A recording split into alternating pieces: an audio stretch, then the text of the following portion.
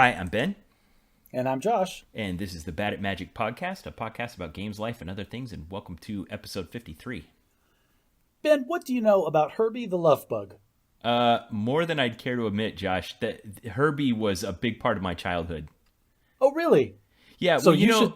in the late 80s, Disney had its golden age with all the stuff. Well, right before that, they had their, barren age, and that was when they were pumping out movies like Herbie the Love Bug, and I loved it. So really, you should be talking about why Herbie the Love Bug is referencing to episode 53. Absolutely. 53 is the number that's painted in the middle of his racing stripes. But do you know why 53 is painted on Herbie the Love Bug? I don't know, but one of my favorite jokes from those movie series is there's this little Mexican boy that always calls Herbie Ocho. And finally, one of the characters goes, "Hey, kid, why are you calling him Ocho?" He says, "Everyone knows 5 and 3 make 8." Yeah. So, all right, Disney, shame on you for that terrible joke. So why does Herbie have the number 53 on him? All right. So I've got three interesting facts about Herbie the Love Bug. Okay. The first one is that 53 is a reference to the producer of the movie, Bill Walsh. That is his favorite baseball player. And that was Don Drysdale of the Dodgers, who coincidentally threw 58 and two-thirds consecutive scoreless innings in 1968. Holy crap. They don't make him like Don Drysdale anymore. I think they don't make bad batters anymore, is probably what's more appropriate for that. But also, The Love Bug was the last live-action film personally authorized for production by Walt Disney himself. Wow. And then the third one, which I love this to death. In the fourth film, yes, Ben, the fourth film. I know, I had no Josh. idea. I watched them all. The fourth film, Herbie Goes Bananas, which is ridiculous. At some point, Herbie was on a boat and causing problems, and so they forced him to walk the plank. Yeah. For some reason, they had a car-sized plank on this boat. You never questioned it. Well, so I've never seen the film, but presumably they filmed a VW Volkswagen Bug being pushed off of a plank into the ocean off of a cruise ship. Can you confirm this? Yes, absolutely. He snuck aboard the cruise ship. He was getting out of hand, so they made him walk the plank. And this is how, in the hero's round, this is how Herbie basically goes low. He's eventually recovered out of the ocean. He's covered in rust, and he spits out seaweed, and yeah. Okay. Well, here's the interesting fact about that whole scenario that I love to death, is the production crew were never able to recover the Volkswagen Bug that they dumped into the ocean. Well, wouldn't that be a find for a diver? So, yes, there is somewhere at the bottom of the ocean a production value Herbie Volkswagen Bug, perfectly fine, just shoved off the side of a boat. Dude, you really took me back to my childhood there. Holy crap. The reason that one's called Herbie Goes Bananas is because there's this scene where Herbie is hiding in like a like a Jamaican parade or something, and they've covered him entirely in bananas. He still looks the shape of a Volkswagen Beetle, but he's covered entirely in bananas. The bad guys figure out it's him, and they come running, and he's parked on the airfield next to an airplane covered in bananas, and he opens his door, and the bananas fly off, hit the spinning propeller of the airplane, cover the ground in banana slush, and the bad guys slip around a lot. That's how low Disney got in the late 70s. Oh, direct to VHS releases, nothing like them. And I thought they were the greatest, because those are the movies my parents would let me watch. Oh, you poor sheltered thing. And I can tell you, yeah, you're like, do you know there were 4 Herbie movies? Yes, Josh, I know there were 4 Herbie movies. It's my bad, bringing a knife to a Herbie gunfight. Yeah, all right. So we need to follow up on something from last time. You had mentioned how in our 100th hour of broadcast excellence, we had exceeded the runtime of several things we had no right exceeding, like, for instance, all of the films of the Marvel Cinematic Universe. And I think it was like 67 hours or something like that. Something like that. We have it in the show notes. Anyway, I had brought up the question, well, then what's our next milestone? So how about the entirety of the Marvel Cinematic Universe to include all of the television properties? Now, there are some awful ones. Agents of S.H.I.E.L.D. comes to mind, which was good for a minute. Are we talking? How old school are we going with these shows? Okay, so Josh, you and I have stumbled into like where the biggest geeks of the Marvel Cinematic fandom exist. You know, the comic book and TV series Venn diagram intersection where it's actually land. Actually. So I found a Reddit thread where all those guys got together and hashed it out, and the number as of 5 months ago was 347 hours. Oh, well, that's 5 months ago. Like, Disney's put out another 100 hours in TV shows since then. So we'll say roughly 350 at this point. It's a race. I don't know if we'll ever catch up. I doubt we'll ever catch up just because there's only so many hours in the day and we can't record on all of them. Right. So it's a moving target. So we'll have to abandon that one as a potential target. Disney, I'm calling you out. You ever slow down production of the MCU, we're coming for you. All right. Another interesting thing this week is it was my daughter's 18th birthday last week, and she's been a bit down. We just finished a move. She left her friends behind. She had to get a new job. She's facing real world life, you know, getting like paltry paychecks where they take everything out in taxes, and wanting a car that she can't afford, and whatever. She's unhappy. So we were trying to cheer her up. We helped her decorate her new bedroom, and you know, I got her like a Bluetooth speaker and some stuff. But we took her out to the movies, and I realized there was a new movie out that was really targeting her age group and demographic, and it's called Free Guy. Have you seen the trailers for it? I have seen the trailers. I've not seen Free Guy yet, but my wife and I are huge Ryan Reynolds fans, and I don't care how awful it looks on TV. I'm going to go see it because I love Ryan Reynolds. Yeah, I mean, I enjoyed the third Blade movie because Ryan Reynolds was in it, or the awful Green Lantern movie because Ryan Reynolds was in it. I'll enjoy anything with Ryan Reynolds. Yeah, Ryan Reynolds agreed to play Deadpool in the original X-Men movie. X-Men. Oh my gosh! And then they sewed his mouth shut. Hello. Yeah, this is. But Ryan Reynolds wanted that role because he's loved Deadpool so much for so long, and I don't. I love. It's Ryan like Reynolds hiring The Rock and not planning a scene where he takes his shirt off, or doing the people's elbow. Yeah, not the people's elbow, the eyebrow. Sorry. Yeah, that's right. The smolder thing. He even does that when he's animated. Yes, there was that terrible Mummy movie with Brendan Fraser where he was a CGI character, and they spent 15 seconds of screen time to show a CGI Rock doing his eyebrow. I was thinking of Moana, but yes. Oh crap! He did it in Moana too. Yep. Anyway, oh jeez. There's one aspect of this movie going experience I want to focus on, and that is a prediction I made on the podcast over a year ago about what the COVID pandemic was going to do to the movie industry, and it is in shambles. Oh, really? It's in shambles. I mean, there's all of the streaming services that have finally caught up, and the movie industry hasn't decided that it's ready to transition to at-home consumption of first-run theatrical productions. Like, have you heard about the Scarlett Johansson lawsuit? How could I not? Disney is like ostracizing Scarlett Johansson for even daring to ask the question, why don't I get a cut of the Disney Plus revenue? Well, she's kind of I think this, like the Screen Actors Guild or the Hollywood, whatever union picked her. All right, we got to pick one here to plant a flag in the sand and put up a fight. So this is going to be it. All right, you signed a contract. They promise you whatever box office receipts, but then Disney's making all their money off their streaming service, and that wasn't in your contract, and you're getting screwed. Right, but presumably these movies have a very long lead time for contract negotiations and signing before they go into filming and production. Right. So guaranteed when she signed that contract, direct release to streaming was not even a thought in anybody's head. Right. That paradigm had not yet shifted. Right. So, and this is the thing. Maybe she's the one that's going to die on the hill just so everybody going forward gets that clause in their contracts. But I get what you're saying. Somebody had to be the one to take the stand. Yeah. So I brought that up because myself and my 19-year-old son and my 18-year-old daughter went to the movie theater, got soda and popcorn and stuff. And we got to go. We were the only people in the place. So we went right up to the counter. There were 3 people helping us with our concessions. They were all asking us what we want and giving us all our stuff. And then we walked down the deserted hallway to the deserted theater, and we picked the best seat in the house and had the whole place to ourselves. And we did like we do when we watch a movie at home, where we just talk amongst ourselves because there's no one else in the theater to interrupt. Did they have to put out the trash can fire in the corner of the theater? Did they have to shoo all the raccoons out the emergency exit before it started? It was surreal that we were on opening night of a first-run major Hollywood movie in the middle of the summer, and we were the only people there.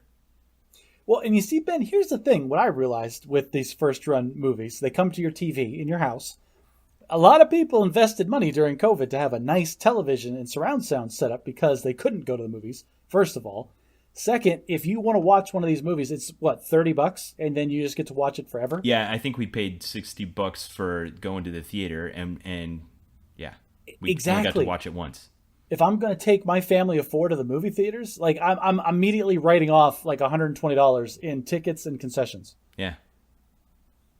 Yeah, the economic trade-off is undeniable. It's the same thing that was happening in the late 90s, early 2000s, where the music production industry wasn't ready to transition from physical media to digital media. They were digging their heels in. They're like, no, you still have to buy CDs. And then Napster happened, and then they kind of forced it to happen. And if you look at a graph of profits, they really took a nosedive right when that transition was happening, before the industry basically had to face the facts of what had happened in the world around them. And I think the movie theater industry is going to be going through that. There's going to be a lot of closed physical buildings, a lot of lost jobs until they normalize on the new paradigms. There's going to be, anytime those transitions happen, there's going to be the executives that dig their heels in, that are risk averse and don't want to change things. And there's going to be some junior executive somewhere saying, hey, this is coming and we need to make this change. But it's not going to happen until you see those nosediving profits like you're talking about. Yeah. So this might be it. Maybe all the movie theaters are thinking, oh, well, COVID's loosening up. Everybody's going to come rushing back because there's nothing like going to see a movie on the big screen. And then the rich family was the only people there. And Disney, invested a lot of money in producing this film, like you said, that was probably financed and planned before COVID hit. And they can't just hold it forever, assuming everything's going to go back to normal. Theaters will go back to their regular way, and film production and consumption will go back to the way it was before. And they can make every bit of money that they plan to make. They gotta face the facts and the changes to the world and find a way to still be profitable. Or at least cover their expenses and not go belly up. Oh, definitely. And I'm curious to know what the profit splits are like at the production end, like all the way back, because how much of the first run movie take does the studio get versus the theaters? And then compare that to the split that they get from the direct to streaming. Because you've got to assume that Disney's getting a much, much larger percentage of my $30 from their streaming service than they are for my $120 that I pay to Harkins. Yeah, it's akin to the same kind of economic trade-offs I think you get when you buy things on Amazon. Like, you still have to have it stored somewhere in a warehouse, but you're no longer paying for a cashier, and it doesn't have to be merchandised on shelves, and you don't need retail space that you got to heat and cool and have lighting for. It's just completely different economic equation. You're right. That's a really good comparison, I think, the Amazon comparison. Just you're cutting out all the logistics and all of the middle managers of your movie-going experience. Yeah. Anyway, that was part of it. The other part was the film itself, which, if you haven't seen the trailers for, spoiler alert, I'm not going to spoil the whole thing, but the basic idea is that your main character is a non-player character in an online world that doesn't know he's a non-player character. And he's a teller at a bank. Every day he gets up and he goes to the bank and he gets robbed 6 times because the world he's in is they never say this, but it's supposed to be like Grand Theft Auto. Yeah, everybody's doing crimes and being the bad guys. Right. So all the players, and they distinguish between the NPCs and the players by the players all wear sunglasses. So all the sunglass wearers are just doing whatever the heck they want, and the people that don't wear sunglasses are just going around along with their normal life. Is that how they reference it in the film? It's like, yes. Those sunglasses, guys. Yes, exactly. Now, Excellent. The thing that's brilliant about this movie is there is a lot of there's a lot of things that we haven't really discussed about the assumptions of these kinds of worlds that are worthy of delving into a bit. The way a player behaves in a world like that is downright, sociopathic. Of course, there's no consequences for you strip away all of the rules that subconsciously are crushing you all day, every day.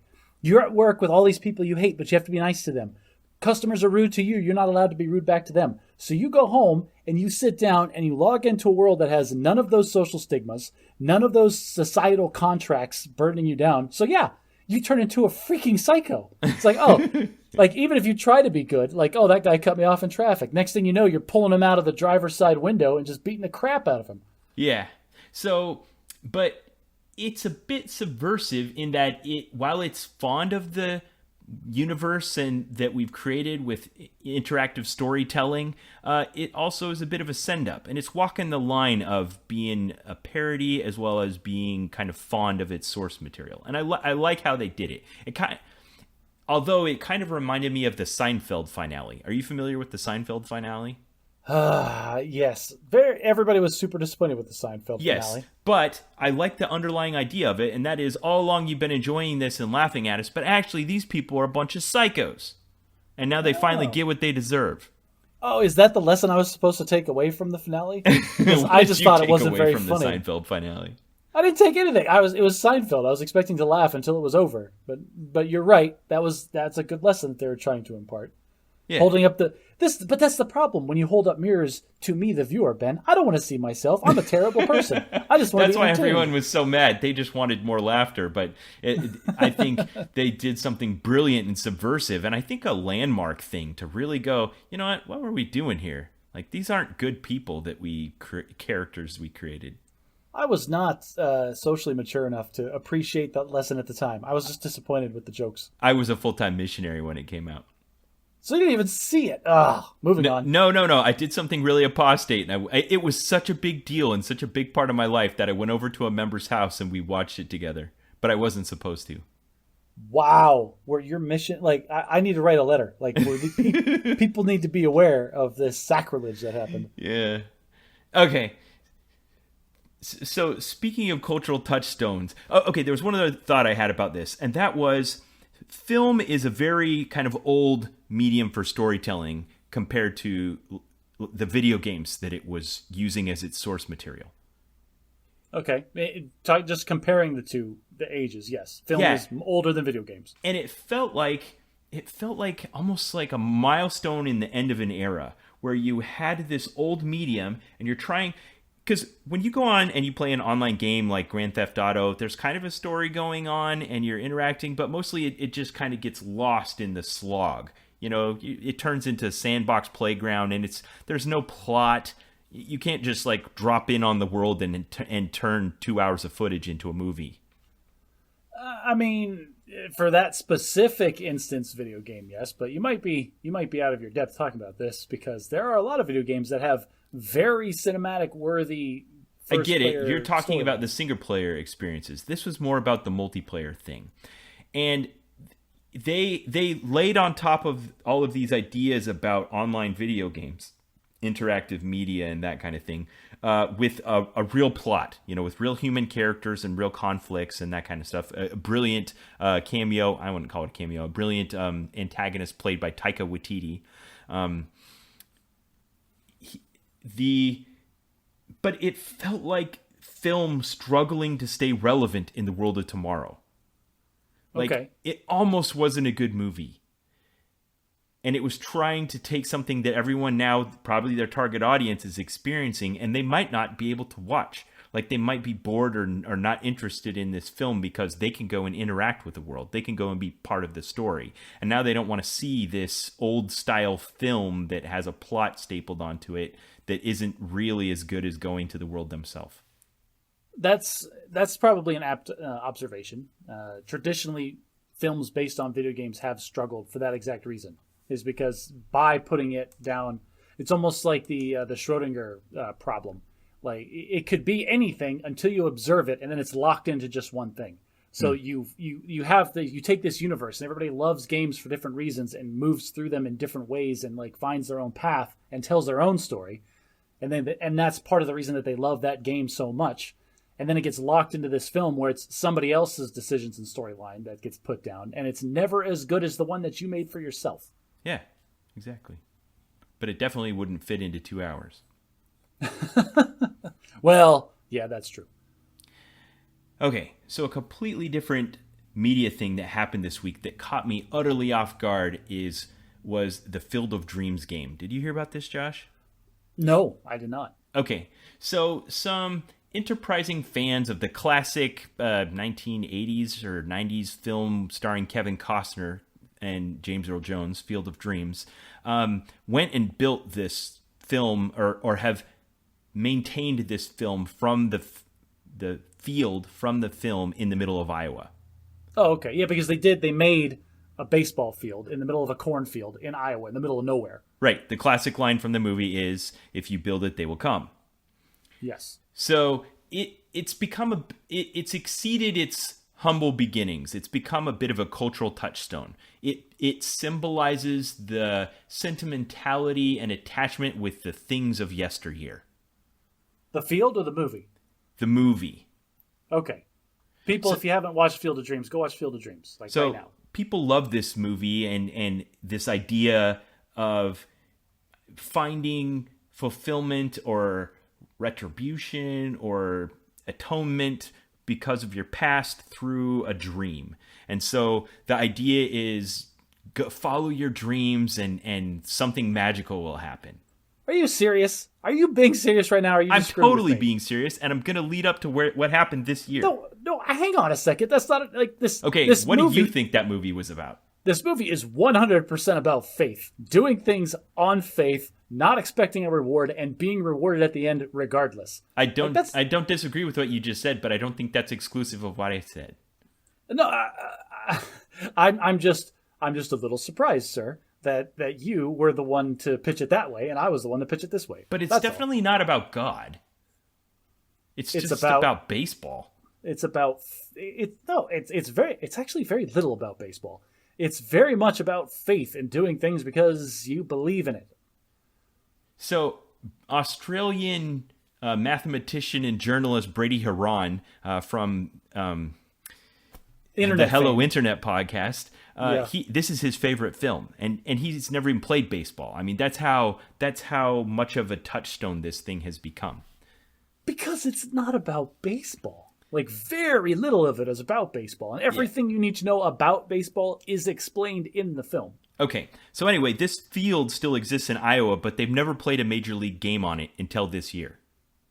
They actually, a professional team went out to this field in Iowa. So they got the Chicago White Sox and the New York Yankees, and they dressed them up in old-timey movies. It looked like they were period accurate for the players that came, and then they filled the stands up with like 4,000 fans. I think that was the full capacity, like less than a tenth of a regular Major League Baseball stadium. And then they lit up the cornfield in the middle of Iowa, and the players came out of the corn onto the field. Oh, that's Kevin awesome. Costner at their head. That's sweet. And they played a game, and it went to being tied in the ninth inning, and there was a dramatic home run to end the game, and it was magical. I'll put a link in the show notes to some highlights from this game, but it was like some guy at the Major League Baseball head office had a bright idea, and it went off better than they could have imagined. It was amazing. That sounds amazing. That is really cool. Like, I don't even like The Field of Dreams all that much as a movie. It is an American classic. Go see it if you haven't. But no, like, having seen the film, like go out and seeing that in real life, that would just be Can you imagine if you're one of those 4,000 fans in the stands and they hit the home run and it was and the players waltz off into the corn and they fired the fireworks? Oh man, it must have been great. I'd pay more for those seats than I would for Super Bowl tickets. Yeah, it was worthy of that kind of attention, and it's spiked real fast in the media. I'll put a link to a video about it. Excellent. Okay, I have a bad husbanding moment, Josh.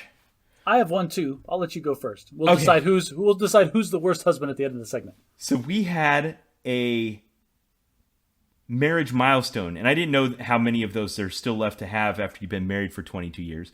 But I was in my bedroom, my wife was standing behind me looking in the mirror, and she said to me with no sense of irony or self-awareness, "Would you still love me if I got fat?" And my life flashed before my eyes, Josh.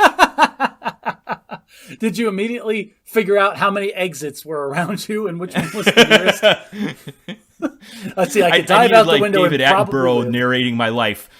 Here the adult male is cornered by the female. You can see him tensing up and his blood pressure increasing as he looks for a way out. That's the record scratch moment, and your voice overshuts like, yep, that's me. And this is how my life ended. Once I calmed down from all that and the adrenaline rush cooled off, I realized she just asked me that question without being ironic. Like, she didn't even realize she was doing a stereotypical thing. She just legitimately asked me that question, and now I owe her an answer. You haven't answered yet? Oh, no. Never. You're saying in that moment pausing. You thought that. Yeah. This is what was going on inside my head. So, Josh, now's your chance. It's not you. This is another one of those things where, like, there's so many jokes. Like, my immediate reaction to these kinds of lines, especially when they're super stereotypical like this one, is to say something smart-assy. Mostly to buy time so I can run the Nicole simulator. So I can figure out what the correct answer is. So, like, there's so many jokes that they're getting stuck in the door again. Why? Are you planning on getting fat? Well, I don't know. How fat are you planning on getting? Like, you mean you're going to get fatter than this? Of course, I'll love you, but I can't speak for the kids. Keep going. Yes, but please don't. Sure, but we'd probably sleep together less. Probably, but there's no rush.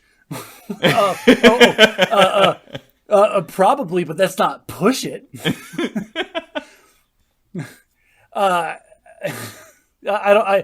Something about mother-in-law. I don't know. That one's not fully formed yet. I'll leave that one to simmer. That was jumping in there. Oh, okay. That's, So, yeah, that's what I've got. How did you respond, Ben? Okay, so after I recovered from the fight or flight, and then the, I'm like, honey, do you realize you just asked me that question? Like, I couldn't help but step out of it. And she was like, yeah, I guess I did, but I kind of still want to know. And I think I said, even though you were joking, I kind of, I was like, yeah, but, you know, are we going to do that? Well, what are we talking? Are we talking about like having an extra hot dog every other week, or are we talking about like 50 extra pounds by the end of summer? Yeah, I don't think she could if she tried, but yeah, it didn't end dramatically. I lived through the encounter. I just thought it was funny that we had an unironic, stereotypical marriage moment in 22 years. I have a canned answer that I give my wife whenever she asks questions like that in that realm of like, what are the outer limits of my affection for her? And my response to her is, sweetheart, if you want to get rid of me, you're going to have to kill me. That's a great canned answer. And I can't use that one, especially since it's now recorded and my wife will listen to it, but I need to come up with one of my own. I'll let you know when I do. Please, I'd be very interested in that. Yeah. All right, so what was your bad at husbanding moment? I don't know if this is bad at husbanding now, because yours was legitimately bad at husbanding. Mine is more of just like one of those marital things that happened that we recognized the other day. So, my wife and I are both we're both educated. We've both been in college. We both have our masters. She's getting her doctorate. She will always be one step ahead of me in formal education, but I'm just accepting that. Okay. But so every once in a while, we'll have little spats about academic type of things. And this happened last week. And it was this back and forth about grammar that we had. And so I asked her, or we were talking, or she was writing something, and I saw that she did not use an Oxford comma in a list of 3 things that she was writing in a sentence. And I was like, whoa. You need a comma after like a the paper second she thing. was writing for her doctorate, you were just glancing over her shoulder? Yeah, because, that's what you do. But it doesn't, like, seriously though. All right, so if for those of you who are not aware, the Oxford comma is a quintessentially necessary piece of written English, where if you are listing 3 things, it's Or like, more. or more. I bought a hat, I bought a rug, and I bought a chair. Like, the Oxford comma is the comma that comes after the second to the last thing. So it would be a rug, comma, a lamp, comma, and a chair. Right. Like or the adult male panda eats, shoots, and leaves. Yes, and this is why, thank you, that is a perfect example of why the Oxford comma is important, because it can separate 2 things that otherwise could be read as being linked together in a way that's not correct. Yes. So it's something that you use all the time because it matters sometimes. But this is the thing, is that it's completely unnecessary. It's not required to be grammatically perfect. It is an optional thing. You do not have to use the Oxford comma when you're listing three things. It makes I don't know. She's in a doctorate program. They probably say your papers must conform to the Chicago Manual of Style or the APA Guide or something like that. And I think those actually give an opinion on the Oxford comma. So everything that I've seen is that the Oxford comma is optional in situations where you're just listing three things and the misinterpretation isn't an issue. So now there was a lawsuit. Like, I looked this up, but for the sake of the argument, I don't have it like in my hip pocket, so I don't know the specifics. But there was a lawsuit of some truck drivers who were suing a company because they left out an Oxford comma in the contract, and the entire settlement of this overtime dispute with truck drivers came down to the interpretation of this sentence that did not have an Oxford comma, and like it's called the $10 million comma. Wow. I mean, right? Wow. But, okay, so but what was the relationship issue? With us? Okay, so you looked over his shoulder and said, "Aren't you going to put a comma there?" Yes, it was like basically I kind of called her out, like, "Hey, bad grammar, fix your bad grammar," and felt a little superior about it because that's what you do. But then the next day, I was writing an email, and then she goes, "What are you doing?" I was like, "I'm writing this date." And she goes, "You're writing the date wrong." Like, what are you talking about?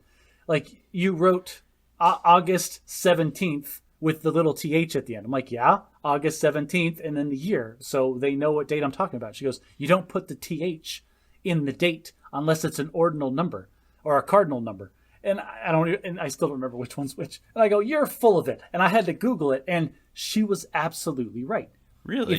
If you are writing a date, and you're using a month, day, year, or if you have the month specified, you do not use like the 17th or the 3rd. You don't use the TH. You're or the blowing RD. my mind here, Josh. I didn't know this one. The only time you use those apparently is if you're when they're doing actually it the other way around. ordinal. If you're going to say the 16th day of August, then you use the little TH. But if you're just saying August 16, you just write 16 and people read it as the 16th. Okay. Wow. And I bet she got to feel very superior and put you back in your place as being behind of her in education. Now, to be fair, in the relationship between me and my wife, if I ever get out of my place, I'm not out of my place for very long. Okay. But does she disagree with you on the Oxford comma? Let's get to the real issue here, Josh. I am pro Or Oxford did she comma just all forget? the time. She is anti-Oxford comma. She's not a fan of the Oxford comma. She doesn't use it unless it is absolutely necessary. All right, I need to get her the panda shirt with the guns. Yeah, well, in that sense, it would be necessary. Like, this is the thing. If you tack that caveat onto it, like, "Oh, I don't ever use the Oxford comma unless it's necessary." And it's like, well, then technically you're always right. Then it's not the Oxford comma. Yeah, then it's just the comma you use to say things correctly. That's not fair. I use it all the time regardless because optional is better if you include it. Yeah, the thing I can't quite fathom about this argument is, what are we trying to save? Like, ink? What's the cost of that extra comma?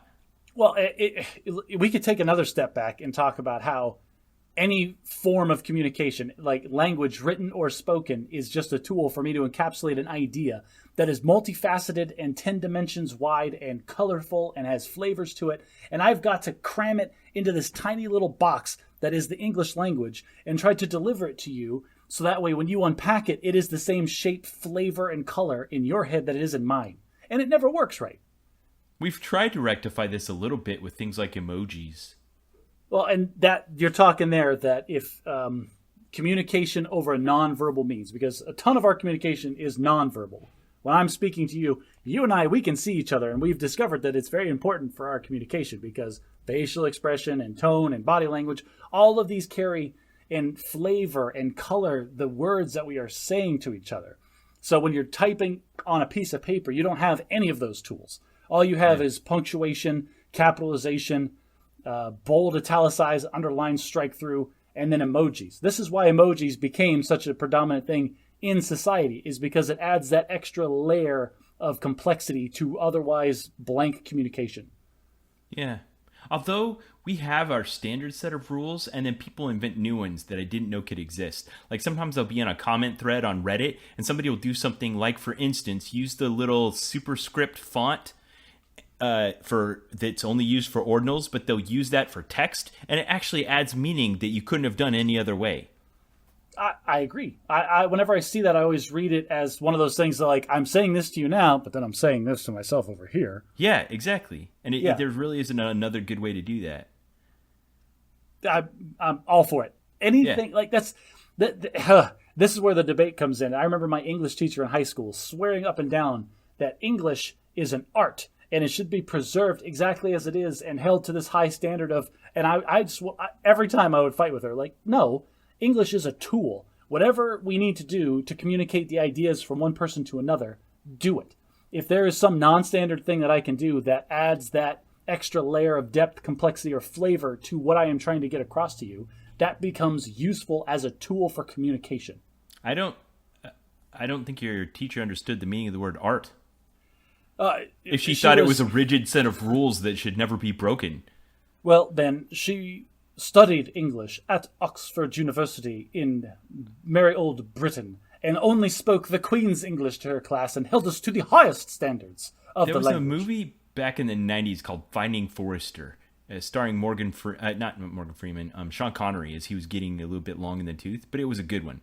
It was about this young boy from the projects that was a really talented writer, but he didn't want his friends to think he was smart because that wasn't cool.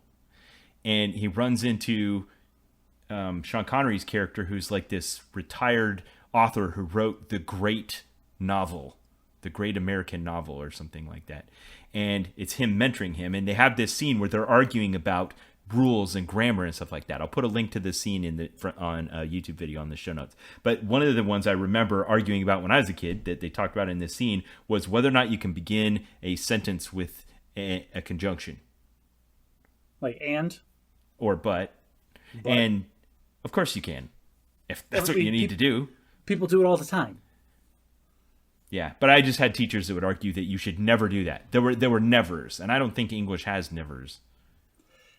Well, English has nevers. Like it never makes sense. Like that's the whole story of English. My kids are trying to learn spelling, and it's infuriating for me as an adult to explain to them this hard and fast rule. Oh, if there is an E, it creates the long vowel sound for the previous vowel every time, except this time, and this time, and this time, and this time. Okay, it's not a hard, fast rule, but most of the time. Yeah. Well, and spelling is only a recent convention. Like, people used to just write down whatever got the idea across. Yes. I've heard scholars that specialize in like the Middle Ages and stuff, finding these texts, and nothing is standardized. A lot of the letters don't look the same. Apparently there was a transition at some point where my wife could speak more to this. I can't, but there was some transition, like in the space of like a decade, people were saying like a bunch of words this way, and then they changed to this way. Like the word night, Knight, before this transition happened, was actually pronounced Knnnigit in the language. Like in Monty Python, The Quest for the Holy Grail? Yes! Apparently they were saying it correctly for the period that they were filming. Awesome. But I'm also linking that in the show notes. Okay. Well, it sounds like we need to focus this fire, and we'll have a grammar discussion in the future. But I'm glad you also survived your bad at husbanding moment. Oh, people, like, if you aren't already glued to the edge of your seats by this episode, like, we are spoiling an episode where we're going to talk about grammar. Like, just hold on. All right. Well, as I introduced in the past, let's transition to a segment I will now call Board Game Survivor. So when we moved to our new house, we had a whole bunch of board games. It's too many. We need to get rid of some. So my family's systematically playing them all to see if they're good. So I got two more for you this week. Before we go any further into this, I wanted to make a suggestion for Board Game Survivor if this is going to be a real thing in your household. Yeah. The losers must be burned like in a ceremony. Oh yeah, ritual burning. I love it. Okay. Yeah, definitely. Okay. Very wasteful, terrible for the environment, but must be done. Okay, so I'll keep a whole list so people can refer to it. I think we'll add it to our website, badatmagic.live. So this week it was a game called Mouse and a game called Barbarossa.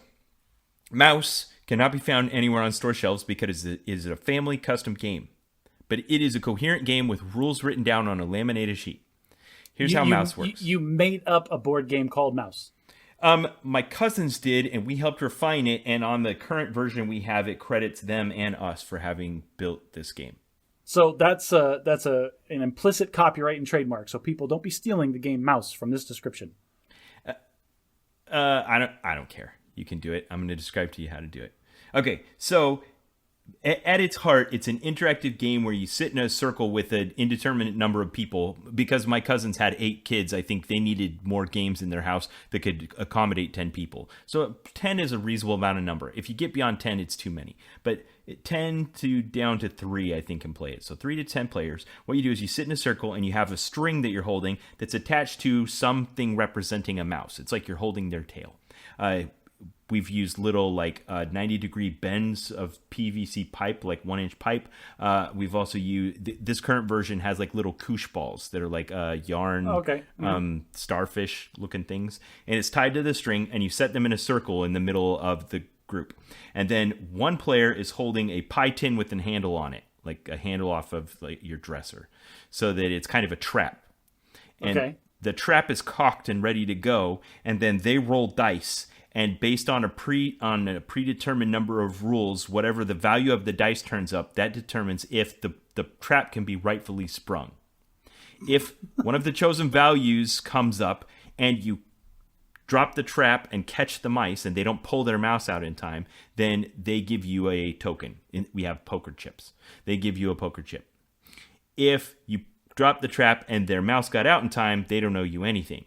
If you drop the trap and you shouldn't have dropped the trap, then you pay a token to every player that didn't pull their mouse out. I see. And how often do you rotate the trapper versus the mice? You just roll 3 times and then you pass the dice and the trap and then grab the next mouse. Okay, is it 2 dice? So it just goes around the circle.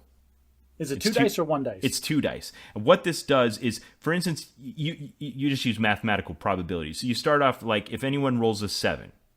Then you do it. And there's that moment where like 1 dice turns to 6 and then the next dice looks like it's going to fall on the 1 and you're not sure. Or it's the 3 and the 4 and you can't tell and you're still counting. And there's that moment where somebody panics and pulls their mouse out. And it creates lots of just fun little moments of uncertainty. I see. Because of the artificial tension of the situation of the you have to react quickly and everybody knows it. It makes the other parts of your brain that have to do even simple tasks start to break down. Yes. And you can bluff to drop the trap, and they'll panic and pull their mouse out, and then owe you a chip. Oh, interesting. Okay. So it's kind of fun and frantic and hectic. You can create different win conditions. Like you can play complete Hunger Games, or just like you go until there's only one person with all the chips, but that takes forever. You can go until the first person drops out, and then you count their chips, and whoever has the most wins, whatever. It's very adaptable. It's very flexible. That one definitely stays. You are aware that is 100%, like Milton Bradley would be all over that. Like you need to patent, trademark, and sell this thing. Yeah, it's fun. It's a fun game. Okay, the other game is called Barbarossa. I don't know why it's called that. I didn't even bother to look it up. This one has a very specific number of players. It is for 3 or 4 players. And at its heart, it's supposed to be like the scene from The Hobbit where he's having the riddle battle with Bilbo and Smeagol. Okay. Each of the 4 players is given a lump of clay, and with that lump of clay, you're supposed to create 2 quote-unquote riddles. They correspond to a word, a noun, or an idea. It has to be specific enough that it could be something you could make out of clay. Here's the dilemma. In the end, all 4 players have created 2 things out of clay, so you'll have a circle with 8 little blobs sitting in it that represent things. The way that then you have a board with points and you go until you get the most points. And the way the points are apportioned out is if you guess someone else's riddle, you get to move your token ahead. If they guess your riddle towards the beginning of the game, you lose points. Towards the middle of the game, you gain points. And towards the end of the game, you lose points. So it's like you need to make your riddle hard enough that it isn't easy to guess, but not so hard that they can't guess it. So you keep calling it a riddle, but like that's a complex idea to try to use 2 pieces of clay to demonstrate. It's just a thing. Like for instance, one of mine was pig. So you want to do a pig, but you don't want to make it obvious that it's a pig. So it kind of has to be like symbology and vague shapes so that you could say, yeah, I guess that was a pig, but not like, oh, that's a pig. This is one of those games that falls into that Pictionary problem where you're relying on it's as fun as the people. Yeah, it's the skill set of the players that are going to be the limiting factor. And if you have a wide range of skill sets in one play group, some people are going to have a blast and some people are going to hate it. Well, the weird thing was when we played Codenames, we were having a terrible time because my kids were so worried to be wrong. But in this, we were doing okay. So the interactive portion of the game is there's like 3 different ways that you can guess what it is. You can ask for a letter of the word, and they have to write it on a piece of paper and pass it to you in secret, and then you have a letter of it. Or you can ask a yes or no question, and they have to either say yes, no, maybe, or answer it, no clear answer. One of those 4 things. And as long as you get yeses, you can keep asking questions. But you'd be surprised how hard it is to ask questions. That's just 20 questions, man. I play that all the time. It is, but if you fail, your turn ends and you move to the next person. And then you get to hear other people's riddles and questions and stuff. I don't like it. There's too much going on. There's too much dead time between rounds. There's too much time taken when you're making stuff out of clay. So they thought of that. They must have been reading Mark Rosewater's 10 Things Every Game Needs, because they give you little tokens that you can use to interrupt someone else's turn. Huh, okay. So you're sitting there, you're listening to them ask their questions or make their guesses, and if you think you know, you can interrupt their turn and make a guess. Still, it sounds slow. How long did it take you to make a pig out of clay? And did everybody have to watch you? Was there time pressure for you sculpting meticulously this little pig? Everyone's busy making their own. They're not eavesdropping on each other. You're just sitting around doing stuff out of clay. The game has a convention where like the first person to get both of their riddles done gets to go first. So there's an incentive to... So based on the fact that you didn't look up why it's called Barbarossa, leads me to believe that this didn't make the Survivor cut. It did. So both of these games made the Survivor cut. Have you cut any games yet? I don't think we're going to cut any. We'll see. What's the point of having Survivor where everyone survives? A Thunderdome-style tournament where everybody gets a participation ribbon at the end. It's fine. My wife adopts board games like crazy old cat lady adopts cats. That's fine. I don't know if you've ever seen this on the internet. There are people that are very proud of their collection of board games and display them prominently in their house. But they aren't kept like, look, we have a mint in the box plastic still on copy of Monopoly from 1927. It's more like I found this sad old version of Scrabble at the thrift store, and now I'm trying to get together a set of tiles from 3 different versions so I can have one complete game. Ben, Scrabble is only like $25. Like, go buy a new Scrabble. I know. Anyway, that's it for Board Game Survivor this week. Stay tuned for next week when Ben doesn't eliminate any more games from his collection. It is time for Bad at Logic.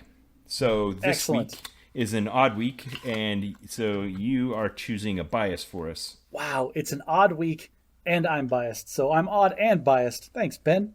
You're a good friend. I don't know if I've ever told you that. All right, so today I want to talk about the belief bias. Because this is a bias that plagues us all, not just me this time. Man, does it ever. If a conclusion supports your existing beliefs, you'll rationalize anything that supports it. Oh, man, something happened about this week, Josh. This is one of those biases that, 1, everybody has, and 2, drives you absolutely crazy when other people do it, and you are completely blind to yourself doing it. Probably all of that is true, which is why I'm going to talk about someone else and not myself. All right, tell me about the belief bias in your life, Ben. So I sent you something this week that is the leadership of my church did a press release where they basically encouraged members of the church to wear masks and get vaccinated. Yes. I did see that notice that came out, and it was a very soft notice. It was just kind of, hey, if you could, maybe think about it. Yeah, but it was also very clear. It didn't waffle. It wasn't like, maybe consider this. It was like, this helps do it. Okay. Do you think that had an actual impact on the population of people to go get it? It clarified some things people were speculating about, because there's been a lot of non-doctrinal dogma that has been thrown around amongst more conservative and politically oriented members of my church that fall in the group of people that like think they don't need to get vaccinated and those kinds of things, that somehow that's associated with their faith in God rather than them just being weird. I see. So because traditionally, like if I speak out of line, stop me here, but because traditionally LDS faith kind of falls on a conservative side of the political spectrum, people were misinterpreting the political message as a potentially religious one. Exactly. And there's some nuance to that. I mean, like, Utah typically votes highest percent Republican of all the states in the union, except for during the last election, there was a significant amount of defectors because they don't like Donald Trump. Defectors, like that's a loaded term, but we'll skip past that. And that's exactly what this is about. That's why the first presidency normally doesn't normally have to get involved with this kind of thing, but they did because they were having problems inside the church. I don't know, they're getting angry letters, or they're hearing about conflicts that are happening on a local level where people, over things like should or shouldn't we wear masks and should or shouldn't we get vaccinated. So they came out and were very clear and said, we are in favor of this. The prophet is a retired heart surgeon. It sounds like very medically science oriented. Yeah, he's like, hey, we prayed for a miracle. This is the miracle. Like, there doesn't need to be any confusion here. This is the thing that God helped provide for to help end this plague. So let's do it. And my wife and I have a few friends that are very much enraptured by the belief bias. And so we were both kind of taking bets on how some of our friends who are members of the church, who are very much against vaccination, would react to this release from the prophet. And it was exactly like it says on the card. If a conclusion supports your existing beliefs, you'll rationalize anything that supports it. And that's what happened. This is the belief bias. Like, all of these biases are bad. This one is particularly bad because if the belief bias is too strong inside of you, what that means is that you will reject new information in order to maintain your current ideas. Yeah. And that's exactly the opposite of what we should be doing as people. This goes back to that saying. If you always want to be right. If you always want to be right, you always have to be willing to change your mind. Yep. And so you have to be open. You have to listen. And if it doesn't support your current standing, or like if you think one thing and you start hearing evidence to the other side, instead of rejecting it out of hand, do a little bit more reading. Maybe some new information has come to light that you're not aware of. Maybe you should reconsider the belief that you have. That's a very hard thing to do because you're turning inward. The internet has really facilitated people doubling down on the belief bias. The internet is creating echo chambers of people that I believe. It fuels their desire to reinforce the thing they believe in.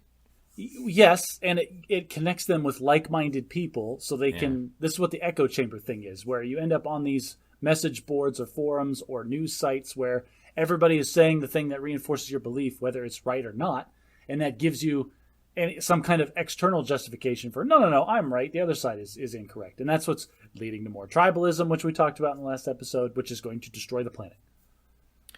Yeah. All right. Well, I try to combat this one in my own life, Josh. I really do. I try not to be closed-minded in a way where I would reject new and valid information because I just want to reinforce my own beliefs. But it's like hard. You said, everyone falls prey to it. Everyone does, and it's very hard, especially when like in a combative scenario where you're in an argument with another person that is of the opposite mindset. When they present you with like clear, good logic for an argument that they have, and you just are in the position where you have to just kind of swallow it down and realize that, yeah, they might be right in this way. And it just goes against the grain of who you are, but you have to do it. I think this podcast is a good example of being able to do that. I think we have on recording, on the record, times on this podcast where you and I have both changed our mind about things. In the last episode alone, we talked about like 3 of those. For instance, you had a poor opinion of the central conflict of the movie Children of Men, and I pointed out to you why that was. And I remember distinctly in the podcast you going, you know what? I hadn't considered it that way. You changed my mind about this. Now, granted, those are very low stakes. I'd Yes. like to think that we'd also be able to do a 180 on something more important than the meaning of a film. Well, you and I both talked about the transformation of our opinion over time of the arguments surrounding climate change. Okay. Yes, we did. So, And okay. again, that's about changing your mind about something important. There you go. Ben and Josh condone changing your mind about things.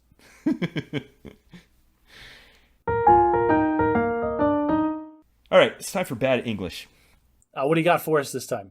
The phrase I've chosen this week is one that you may have heard before. It is know your onions, or know one's onions. Do you know what that means? It just sounds like, again, it sounds like the proper English version of this would be know your, and it's a 4-letter word that starts with S, and it's for poop. Know your poop. Yeah, we have lots of different versions of it. This one, know your onions, is one I heard in Britain a lot. And just like any of these, they have lots of different versions and usages, and it's transformed and molded to whatever situation you're in. That guy really knows his onions. So I don't want to give the briefing on this topic until I really know my onions about it. The underlying idea is to be very knowledgeable about something. I guess they're kind of referring to the idea that you're a farmer and there's like a dozen different varieties of onions, and you can tell by looking at their tops which is which, or know which kind is best to cook in a particular dish, or something like that. But the idea is just be really good at knowing something. So 2 things. One, I think farmers would be far more concerned with the growing properties, and like what kind of soil and atmosphere and conditions that an onion would grow in, versus how it cooks. I don't think they care. Sustenance farmers just want to eat.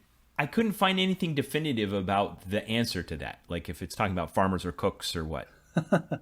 The second one I want to point out is I'm noticing a trend in a lot of these English phrases that you like.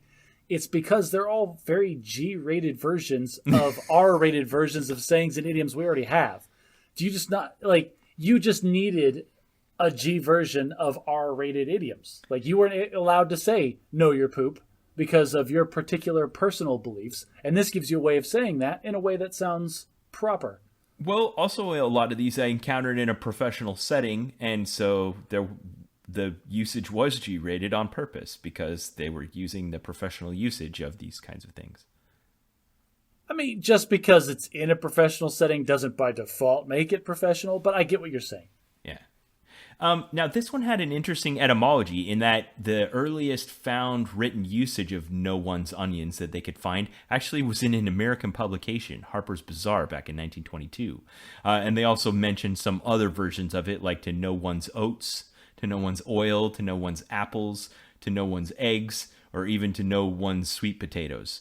So the Italians have a saying that says know your chickens. This is why. Because there was 16 different versions, that's why it boiled down to know your poop. Because the R-rated word that we can't say because we don't want to get demonetized, that encompasses all of these random things. Okay, well then that kind of shortcuts the question I was going to ask you, Josh, which is if we want to have one now, what is it? What's a good modern updating where we're not agriculturally oriented and we're going to talk about chickens and sweet potatoes and onions? I've been saying it this whole time without Poop. actually saying it. Poop. Know your poop. Come on, be more creative. What would it be? It'd be know your Wi-Fi? Know your tech? Yeah. No. I don't know. Like, just name something like a fancy computer-y. Like, know your ESRB ratings. Like, know your Venmo accounts. Like, I don't know your comic book references. Anything that we say is going to become immediately dated. But, my friend, poop is forever. All right, that's a good place to stop.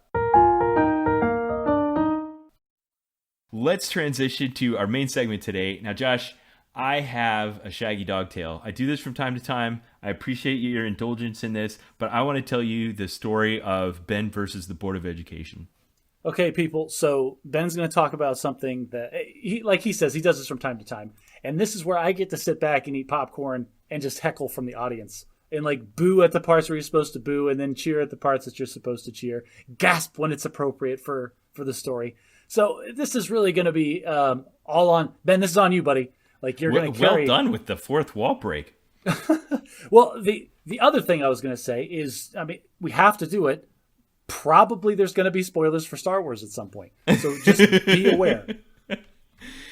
Okay, so I need to lay some groundwork first. The first thing you need to know about me is that I have 6 children, all within the span of about 10 years, which is really important because in the middle of my military career, where we're moving around from place to place to place, we just have this constant, looming, ever-present dilemma of the problem of providing those 6 children with a continuous educational experience.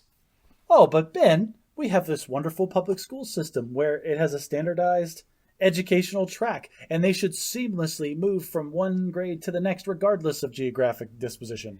If you're talking about the Common Core curriculum, that's still my story predates that, and it's a little bit irrelevant. Listen, this is my fault. I didn't layer that with nearly the amount of sarcasm that it deserves. Like, the education system is so freaking broken in this country that going from one county within a state to another can dramatically alter the level of education that you get. So in 2011, we had taken our 3rd consecutive assignment in the United States of America, and my kids were just starting to get old enough that they were starting to get into grade school. It's relatively easy to move your kids from one grade school to another, especially within the United States. I know you're being sarcastic about it, but it wasn't too hard. Then I accepted an assignment to go to Italy, and not just to go to Italy, but to go to a remote base that wasn't an American base in Italy. I would be basically a tenant unit on an Italian base, which meant that my kids would either have to travel one way an hour and a half every day to get to a DoD education school or go to an Italian school. Which presumably wouldn't speak English, doesn't conform to any educational standards that your kids had previously been subject to. And who knows, like, maybe they'd roll in and be 2 years ahead or 2 years behind of what the curriculum was supposed to be. Right. Now, this is one of those experiences you have in life as a parent, as a spouse, as a human, where you think you understand all of the rules and stuff, and it's just not possible. Like, there's no way you or anyone else out there could really know the magnitude of the decision you're making. You'll find out at some point in the future, look back at what you knew when you made the decision and be like, oh, that poor child. Well, kids, your life is going to suck in one very dramatic way or another, so my decision is figuring out which way I want your life to suck for the next 2 years. But we thought we were trying to do something wise. Ultimately, instead of having them spend 3 hours a day on a bus to get to an American school filled with American kids, we decided to have them spend 30 minutes a day on a bus to go to Verona. The Verona, as in the story where this Romeo and Juliet takes place. As in beautiful, my Verona? Scenic Italian city, yes. Where there's a lot of rich Italians who sent their kids to an international baccalaureate school that educated the children in English. So we assumed that would be okay. In practice, it actually turned out to maybe 40% in English. So my kids were going to this Italian school every day, and like, for instance, my sons were being instructed in the German language by someone that didn't speak English. That I could see that being frustrating, like having 3 language barriers to work through. Yeah. So I'm teaching you German by speaking Italian to you. Good luck, kid. As a complete tangent, my Russian instructor at the academy was from Africa, grew up speaking his tribal language, went to school and learned French because that's the language that they learn when they go to school. Then went to Germany and taught himself German so he could go to college there. Then taught himself English while he was getting his degree in Russian in Britain, and then moved to the United States and was learning Spanish while he was teaching his class. Batman. Okay. He couldn't finish a sentence in less than 3 languages. It was infuriating. That's awesome. Awesome for him, terrible for me. That reminds me of a joke I heard them tell once in Italy. What do you call someone that speaks only one language? American? Yes. Proud of it, baby. Screw you and your other languages. This Italian school was charming. It was beautiful. It was, in 300-year-old buildings. And when we got there, we saw all these children filing around in these very fussy, standardized uniforms, looking fashionable. And then on the school tour, they talked a little bit about the education, and the longest place they spent was they took us to the cafeteria and explained to us how good the food was going to be. And my children, every day in Italy, would be ushered into this cafeteria where they would sit at a small round table, and waiters would come out and bring them a pasta course, a meat course, a bread course, and some kind of fresh fruit, while filling their cups up with pitchers of water. Excuse me, can we spend, some of this budget on education? That'd be great. And they told it to us in a way where it's obviously very important to them. Okay, so that was Italian schools. But my kids were kind of young. My oldest, I think, was like 8th grade age when we left Italy. So, again, still, it was pretty flexible. And my wife and I really were of the opinion that the educational experience they're going to have won't just be the exact equivalent of what their peers in America will get, but they'll be getting a lot of intangibles that you can't measure. Yeah, let's be clear. Like elementary school level education, like even up through high school, like it's way more about developing as a person and socially than it is about the lessons that you're actually going to take away from it. Yes, and if that's all it was, we wouldn't have had any problems whatsoever. But you still need a diploma and college admission when it's over. So you kind of got to keep that in the back of your mind. Yeah, I guess that's true. Okay, so then after Italy, we took an assignment in England. And again, we weren't being assigned to American base. We were assigned to a British base. And this one was for 3 years instead of 2. So we're going to have 5 consecutive years in Europe, 2 in Italian schools, and 3 in British public schools. That's a lot of non-standard OCONUS schooling. Yes. Again, we didn't make this decision up front and be like, all right, we're going to give our kids this chaotic life right in the middle, this chaotic existence right in the middle of their formative years so that when we eventually come back to the States, it's just going to be a nightmare. If your life was converted into a sitcom, every episode would take place in a different country. Now, I had an epiphany. I did not know that. That's what an epiphany is, regarding the Harry Potter series. And that is all of the nonsense about Gryffindor, Hufflepuff, Slytherin, and Ravenclaw wasn't something she made up. Like, we got our kids to England, we enrolled them in English public schools, and they belonged to houses that were, like, I think one of my kids were eagles and another one were swallows or whatever. At the elementary school, it was bird houses, and they had colors and they had meetings. There was prefects, there was head boys and head girls. It was all this stuff in the Harry Potter universe came straight out of J.K. Rowling's childhood in British schools. Yeah, we as Americans are floored by how interesting and foreign and exotic the school system is, but that's just school over there. Yeah. Anyway, So when we got back to the States, we were looking at our kids and kind of taking tally of what we'd done. There was all the intangibles you can't really measure. And then there was some cute things, like the fact that if you hand my children a handful of U.S. money, they can't count it. They just look at it and they're like, I don't know what that is. Your kids, like, to this day? I'm sure they have it now. Like they still can't tell the difference between a dime, a penny, and a nickel. Like they're mystified by it. Well, to be fair, I don't think at this point I could tell the difference between a dime, a penny, and a nickel, because when's the last time I had actual cash in my hand? They're like, why is this one worth more than this one, and this one's bigger? Oh, because this one's silver and that one's copper. No, the nickel dime problem. But yeah, I don't care for cash. And anyway, they also didn't know the states and their capitals. They have a very European history on things like World War II. Like, Ben, perspective. Who does know all the states and capitals? You have to learn that twice when you're in elementary school, and everybody forgets it. Okay, I get that you think that you forgot it, but having learned it and forgot it is way different than never having learned it at all. But how applicable or important is it to you in your daily life? It isn't. It just comes up every now and then, and you get this weird look, like they don't know what 2 states border each other or something like that. Who cares? All of this is information that is not supposed to be in your head. It's supposed to be Googleable on your phone. I like that you said that because we thought it didn't matter, but it's going to matter.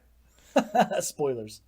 Okay, so that kind of foreshadowed this, but when we went to the schools in England and said, could you drop transcripts for our children so we can bring them back to the States, we got nothing but blank stares. What are transcripts? Yes, what are transcripts? Here's why. At the time, my children were 17, 15, 13, 11, 9, and 7. All the odd numbers. Okay. Which meant that my eldest was just about to be between his junior and senior years in high school, which is a really critical time for all these kinds of things. Yes. In England, back in the 90s, they changed a system that was similar, but to a new one they called GCSE, General Certificate of Secondary Education. The paradigm of GCSE is that when you are about 9th grade level, you're going to pick 6 subjects or so that you're going to study for the next 2 to 3 years that are going to prepare you for what you want to be. And so you're going to pick them now, and then we're going to teach you in those things for the next 3 years, and then you're going to take a standardized test at the end of it, and we'll give you a certificate. Okay, so not like a diploma, but it sounds almost like a GED type of situation. Yes, but it's individual GED. You get a GCSE for math, you get a GCSE for English, you get a GCSE for music or science or whatever, so each one is its own diploma, and it has a nationwide standardized test at the end of it. And what that means is, if you go from one school to another school in the UK, they don't care if you have a transcript. Just tell them what GCSEs you're enrolled in. They'll put you in the appropriate classes, and you'll continue being educated. They don't look at your teachers as like someone that's teaching you and grading you. They're just like a facilitator to help prepare you for the standardized test at the end of all this. I see. So the state defines the tests that need to be passed, and then you can pick. It sounds like you get pick multiples, where you get a handful of them or whatever. Yes, and it's designed to be 2 years worth of coursework. Oh, so it's high school a la carte. Yes, high school a la carte, but there's a really critical thing. Imagine like you have two boxes. One's the British education box and one's the American education box. And for the British education box, you just pour into it until it's full, and at the end you check it, and then you give it a grade.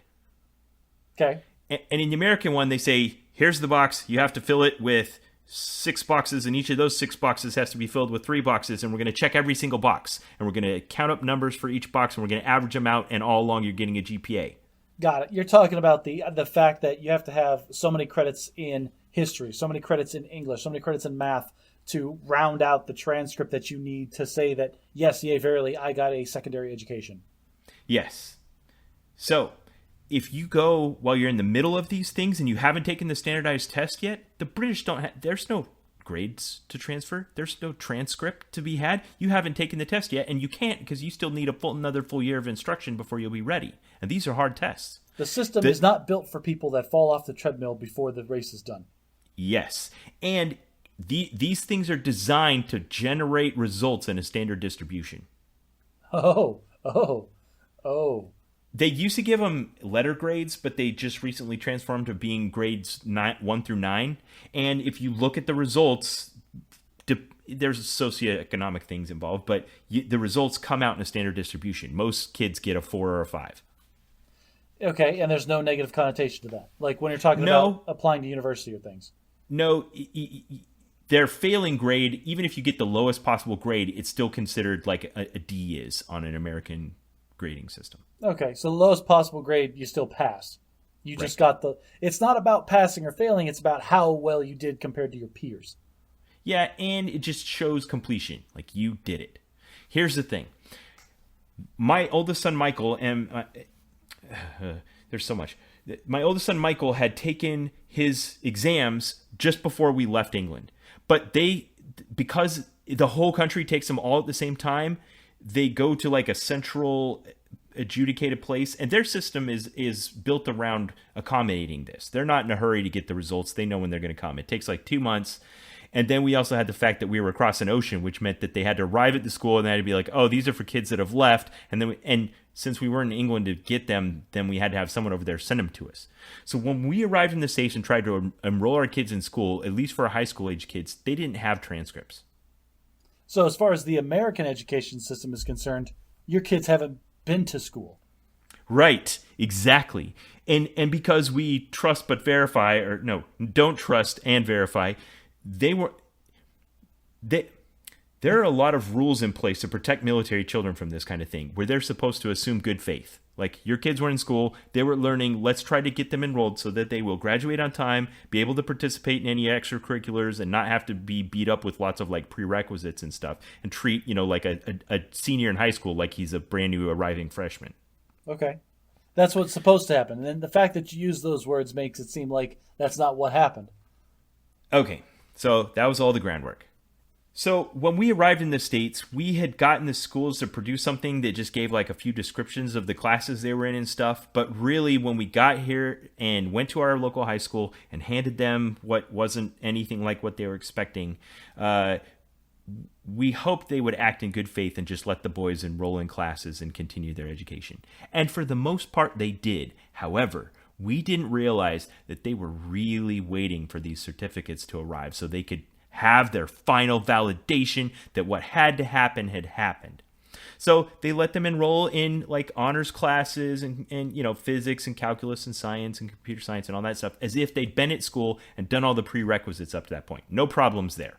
They just took our word on it, and I was impressed with that. And how did they perform? Like, were they? It's not like they were idiots and didn't know anything that they were supposed to know. They. I'm presuming that they did all the stuff that they were asked to do. They did fine. There was a few things we didn't expect. Like for instance, in America we do geometry before we do trigonometry, and in England they do it the other way around.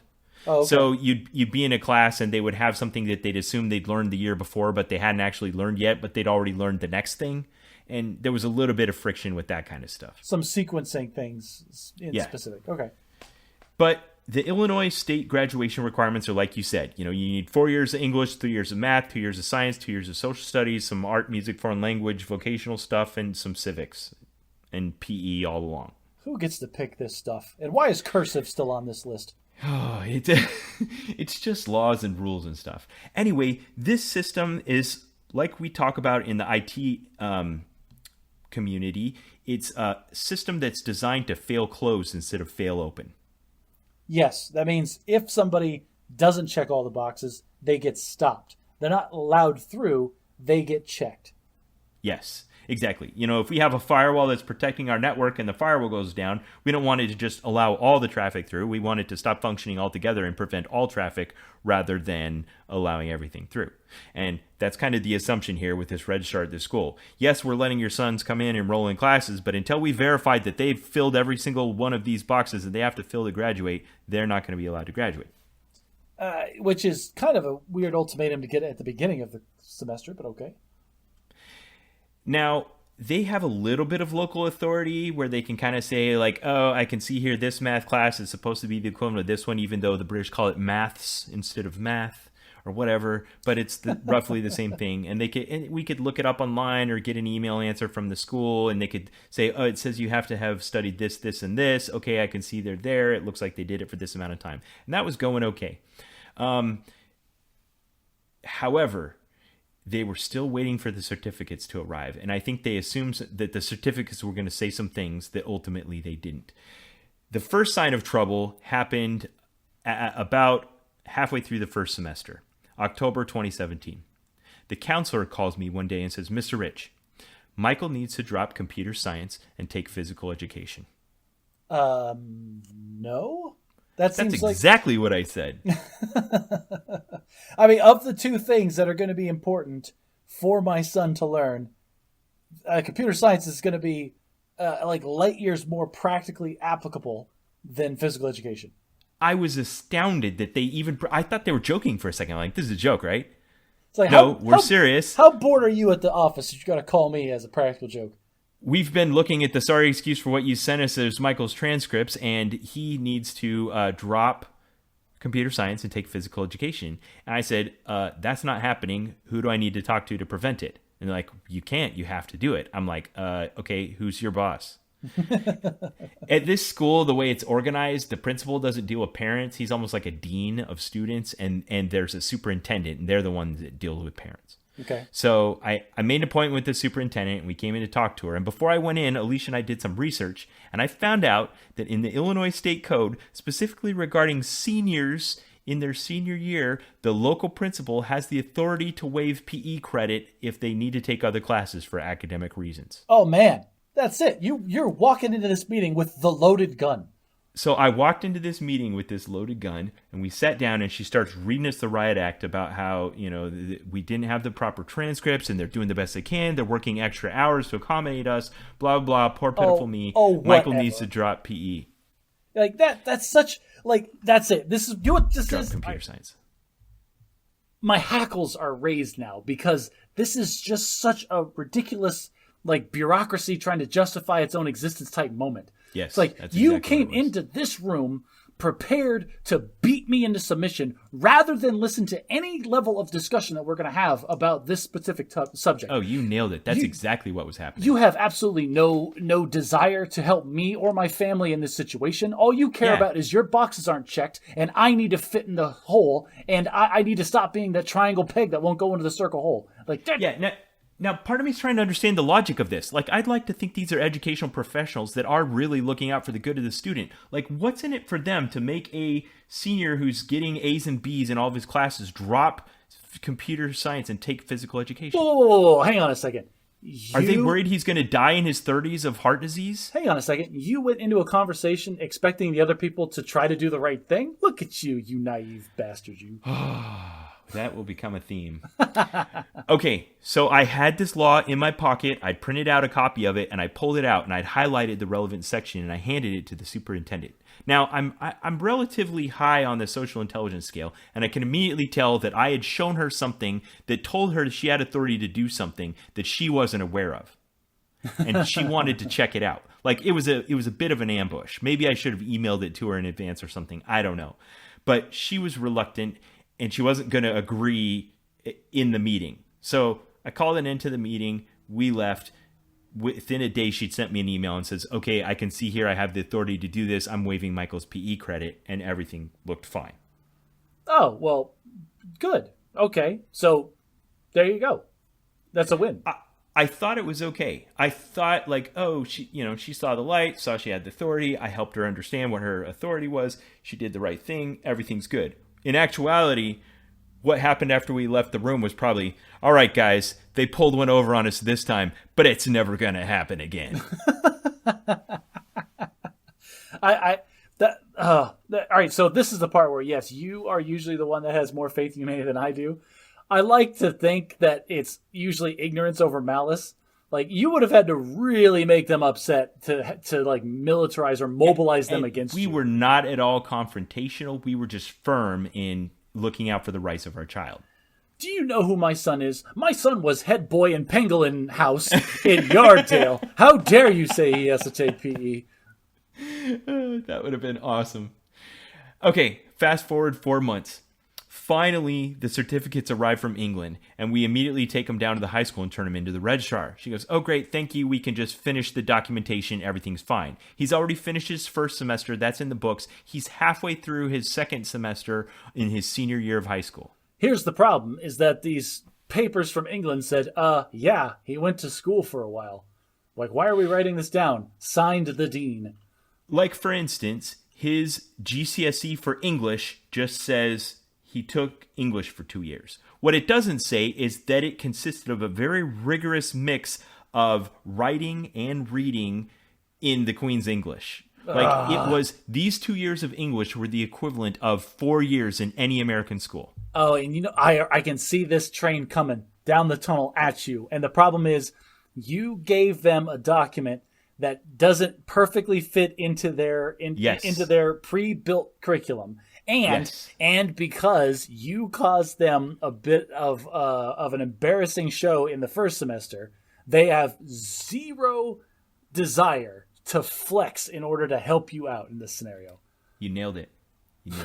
So what I failed, I'll save that for the lessons learned. So the registrar got these certificates. She did her math.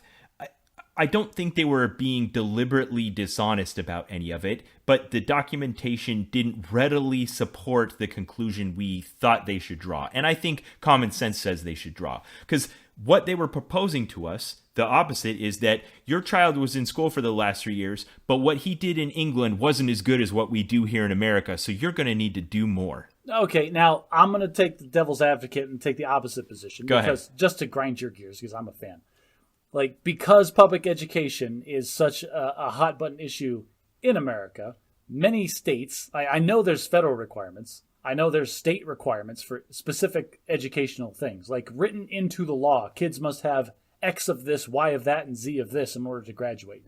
So if the documentation that you're presenting doesn't immediately satisfy the legal and code requirements that they as educators and administrators are forced to uphold, that can open the door to all these other people, all these other stupid arguments like, oh, well, my kid took a summer school course that was free on YouTube. Why should I have to do this class? You let, freaking Major Rich let his kid graduate, and all he did was go to potions and Defense Against the Dark Arts class for a year.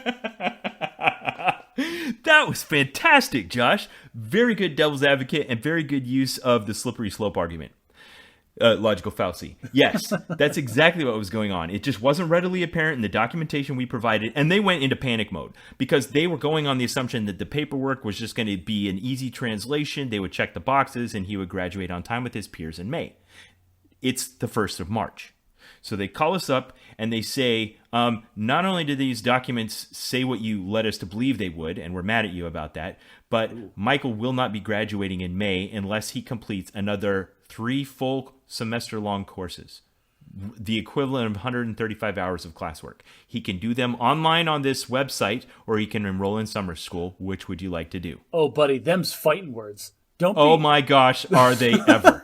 Don't be using words like never and will and shall and won't on a conversation with me, sir. Oh no, that's not how this works. They'd made up. They didn't call it. I mean, there was a little bit of like, hey, are you sure we got all the certificates? And does this really say what we think it says? But then they went in the back room and said, all right, tell them they have to do a full year's worth of English and a full semester worth of some other elective. We've done everything. We've squeezed all the juice we can out of this turnip of the poor transcripts you sent us. And again, devil's advocate, it's not their job to justify his education. It's your job.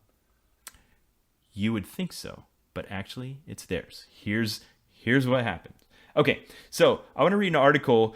So in 2014, the state of Illinois passed the Educational Opportunity for Military Children Act. It was signed in a big ceremony at Muscuda High School, which is right near Scott Air Force Base. It's the next school district over from us because Scott Air Force Base is the largest military installation in the state of Illinois. And the legislature had finally gotten on board with a wave of what had happened, probably post-September 11th, of patriotism, where the states all got together and says, we need to stop making life so hard on military children. It's not their fault that their parents are fighting to defend our lives and freedom. True statement. So they stood up things like the Military Interstate Children's Compact that is an advocacy organization that all 50 states now belong to. Illinois was the 46th state to join when they did this in 2014. Thank God for Mississippi. And they... So when this came out, here's an article. Here's a quote from an article published by one of the newspapers in Illinois. On average, children of military families will enroll in 6 to 9 different school systems between kindergarten and 12th grade and will transfer 3 times more than non-military families. Once arriving at a new post, families are met with seemingly reasonable state and local regulations meant to support quality education standards, which unintentionally deny military children access to appropriate grade levels, course and program placement, and extracurricular activities. The barriers unfairly penalize military families following orders to relocate. They cause military children to be treated as outsiders, derail college plans, and often prompt military parents to search for more receptive school districts. Yeah, all of those things. Because our freaking little 50 different fiefdoms of education systems don't like to talk or standardize amongst each other, it causes all these problems. So when Michael arrived in Illinois, and his peers were planning like these lazy half day class schedules and going to leaving early in the afternoon, his schedule was packed with the full course load both semesters of his senior year. Because they were trying to check all their boxes that they couldn't get from the transcripts that we'd given them. Okay. So she comes to us and tells us he needs another 135 hours worth of classwork in March when he's supposed to be graduating in May. Did you laugh in her face? Did you laugh in their face? She said no, hard, and so did we. So I'm like, all right, it's time to go to the mattresses. Like, what do we got to do here to appeal? So we start going back and forth with her over their interpretation of the GCSE certificates, of the curriculum standards of the UK and stuff like that, and we're just not making any ground. She is determined. Her name is Dr. Darcy Benway. More on her later. But man, she had already made up her mind. She was backing up her registrar, and they were not going to move another inch. They decided we were going to do these 3 classes or bust. What was her name again? Darcy Benway. Dr. Darcy Dr. Benway, we're calling you out on this podcast. We're coming for you.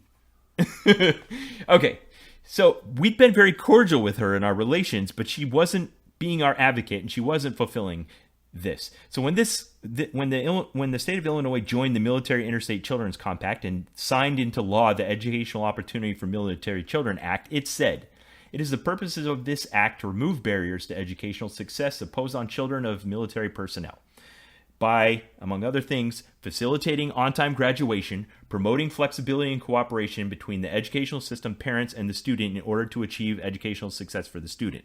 So while you'd said earlier it wasn't their job to make sure that he graduates on time, This law actually made it their job to make sure that he graduates on time. Well, I stand corrected. Okay. Well, they weren't aware of this law either. Oh, the laws that govern the way that they are supposed to work with the students that are in their school? Shocking. 105 Illinois State Code, Chapter 70, Section 32 says, in the event that official educational records are not available in a timely manner, the school shall enroll an appropriate place a student in good faith.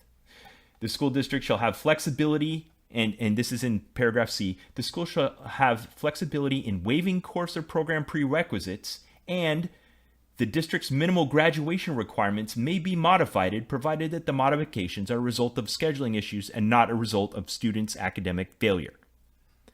Can I say two things real quick?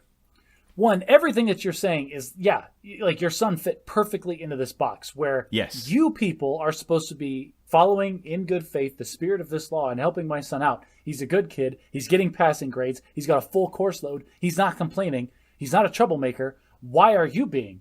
That was it. I was so floored by this. Like, why are you doing this to us? The second thing I want to say, how satisfying is it to go into like a meeting or to talk to somebody and to quote like 4 subparagraphs down? Well, ma'am, madam, according to Illinois State Code 53, subparagraph 4, section C, line 15, you're supposed to be doing your job this way. How dare you? Yeah, and that's kind of what happened other than the mock indignants. I came in armed with this, showed it to her. She hadn't seen it. She read it. And ultimately, she decided to double and triple and quadruple down, this superintendent, Dr. Benway. You stop telling me how to do my job, rando guy off the street. Yeah. We've already been very gracious to you. We've already waived a whole bunch of stuff. In the form of one class. Enough is enough. Do these 3 classes. What? Why? What personal thing do you have vested in this kid not taking 3 classes he's already taken? I don't know, but it felt like what happens to me and everyone at some point in your life. Like, let's say you are the 15th customer in line at Taco Bell and the person at the front is having a bad day and they're getting abused by every customer. And then you get to the front of the line and you just like accidentally say something rude or something like that. And they absolutely fly off the handle and blow up. It's not personal you. It's just you were the last person in line when the last straw on the camel's back. You are trying to give this lady who caused your son like deliberate and like premeditated problems. You're trying to give her the benefit of the doubt. Will you stop it? While my wife was like still acting in good faith, like, oh, the school just doesn't understand. They're not giving him enough credit for his courses. She was going back and forth with the registrar. And at one point she overheard the registrar say something under her breath. And it was, if we waive this requirement, that wouldn't be fair to the other children. Oh, lady, I will burn this to the ground if you're trying to apply that logic to this situation. So I can only assume that the superintendent shared her assessment and was backing her up for that reason. The slippery slope nonsense. Yeah. Okay, so the military is aware that sometimes all the good intentions don't cover all of the situations, and they have a full-time employee on the military installation called the school liaison officer. Enter a new character, Dr. Cynthia Doyle.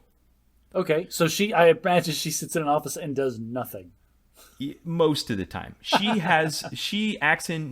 does well. You know, she does all the like, welcome to the base briefings. I can help you if your kids are having trouble enrolling in school and help with these kinds of issues and stuff.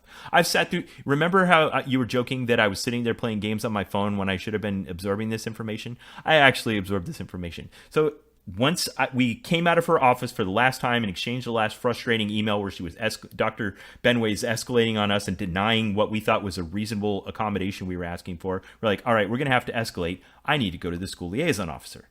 Because if nothing else, they will know the more powerful processes or the levers that they can pull in order to get things moving. Yes. Unfortunately, I was kind of disappointed. Dr. Doyle, while coming from immaculate and long line of very good educational credentials, she was kind of sleepy. Her best years were behind her. Poor health, walked with a cane, moved kind of slow, still holding down her job, but just counting the days until retirement. So, I mean, let's throw all the physical stuff aside, because somebody can be slow, crotchety, and walk down a cane. You are absolutely right, Josh. And I later found out that she was a a knight in shining armor that held her sword and was standing in the background of the photo when the governor was signing the 2014 law into place that she had helped write. Yeah, I'm thinking of the scene from The Scent of a Woman, where the blind guy, like who everybody just wrote off as some nut job, like gives that stirring testimony in the courtroom. Like, you don't know what these people are capable of. Yes. Now, here's the other thing that was kind of the problem, other than that she just seemed kind of tired, and that was her position that appeared to be that of an ombudsman, somebody that was like a government-appointed representative that's supposed to be independent and be an advocate, wasn't quite as free of conflict of interest as I thought.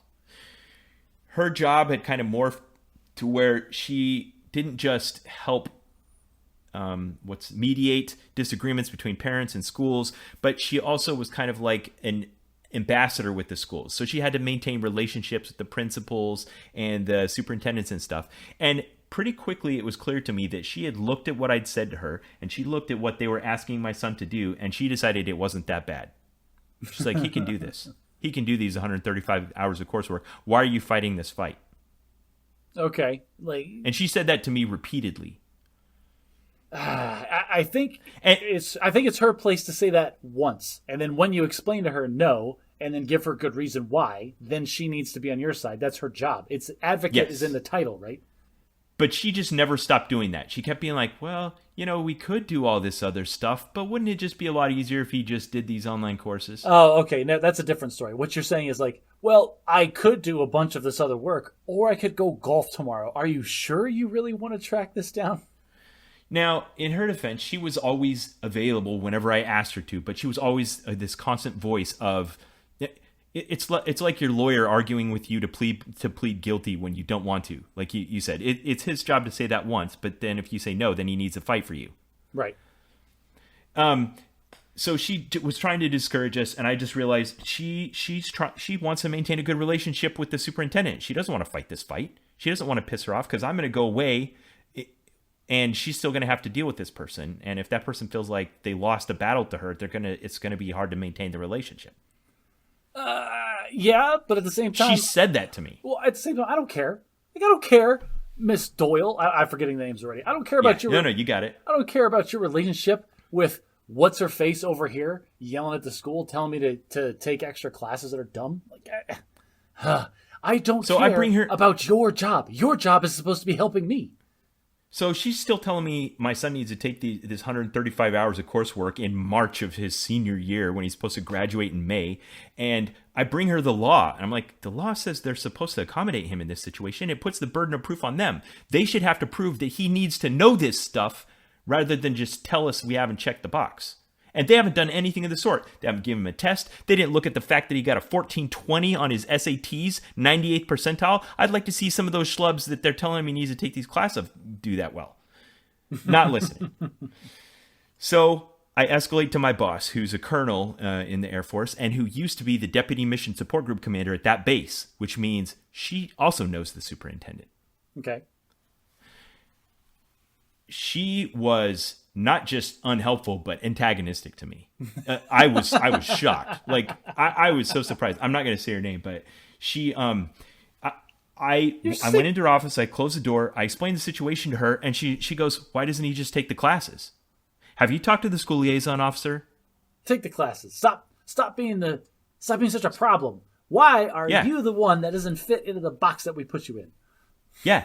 And I'm like, because it's not fair and it's not right, and he shouldn't be doing this. And I need you to do what you should do in this position as my supervisor and back me up and help me out here. And she's like, well, what did the school liaison officer say? I'm like, she's kind of has a conflict of interest, and she's telling him to take the classes too. She's like, well, life's just like that sometimes in the military. It just sucks sometimes. I'm like, and I'm not hyperbolizing here. I looked her in the eye and I said, that's fine for you and me. My son is not in the military. I mean, that is a powerful statement. Like, everything that we are talking about is not you, it's your son, and you are fighting on his behalf because that's your job as a parent. Just because you're also in the military, that shouldn't be a conflict of interest, being a parent and being a military member. Now, before we go any further, I do have to say this. Like, I had a realization while you're talking about this. is now this is the third person in 3 disparate organizations telling you that your son should do this.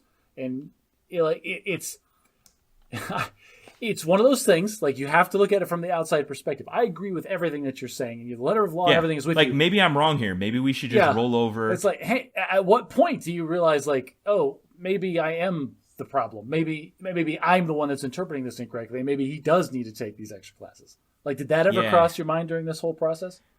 No, it didn't. It was just so clear to me how unjust this was, and I was shocked at the people that just couldn't grasp it. I thought it was mostly just because they didn't have to feel the impact of it. To them, it was just a weighted average of which is going to be more trouble for me. You see, this is the thing. Like, I completely agree with you, and I would have done exactly the same thing and burned every bridge that I needed to in order to get my son through school. But now, like, This is part of that change that I had a few years ago, where I realized I need to look at my actions sometimes too. And this is starting to trigger some of those flags, like, maybe I need to evaluate the decisions that I'm making here. I'm not disagreeing with you. I'd like to think I was ready to do that. Okay. Let me tell you about the next step. Okay. So I looked at my boss when she told me this, that she wasn't going to back me up. And I said, look, if you're not going to help me, I'm going to the chief of staff. Now, because I was at a 4-star command, the chief of staff was a 2-star general. Okay. But it's his job to look out for the needs of the staff, and an issue regarding a member of his staff that is having the local school district, not be fair to their family members is an issue he would be concerned with. At least that's what I thought. Foreshadowing. And she said to me, what are you going to ask him to do? Ask him to pull the political levers that a freaking 2-star has to enforce the law that's on the books. Yes, exactly. But she presented it like there is nothing he can do that you aren't already doing, so don't waste his time, which is what she was saying to me. And so I said to her, I don't know what is within the realm of possibility for him to do, but I aim to find out. You see, there you go. That's an excellent way to identify the unknown unknowns. I don't know what tools he has. He does. The only way I'm going to find out is by asking him. Yes. So I did. I made an appointment. I went in there, and he was true to his open door policy, and he saw me like within a day. I was really surprised. He invited me into his office. That's because you're the only psychopath that's actually going to go see the 2-star based on his open door policy.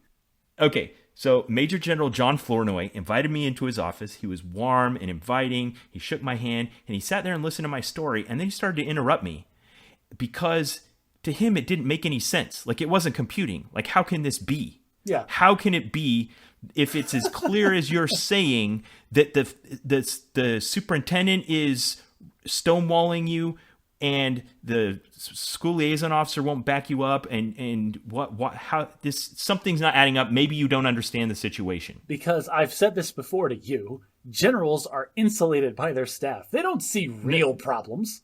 Well, okay, so he said to me, and I was surprised how efficient his solution was. Go down to the legal office, have them do a law review of this situation, provide me a brief, and if they back you up, I will go all the way on this.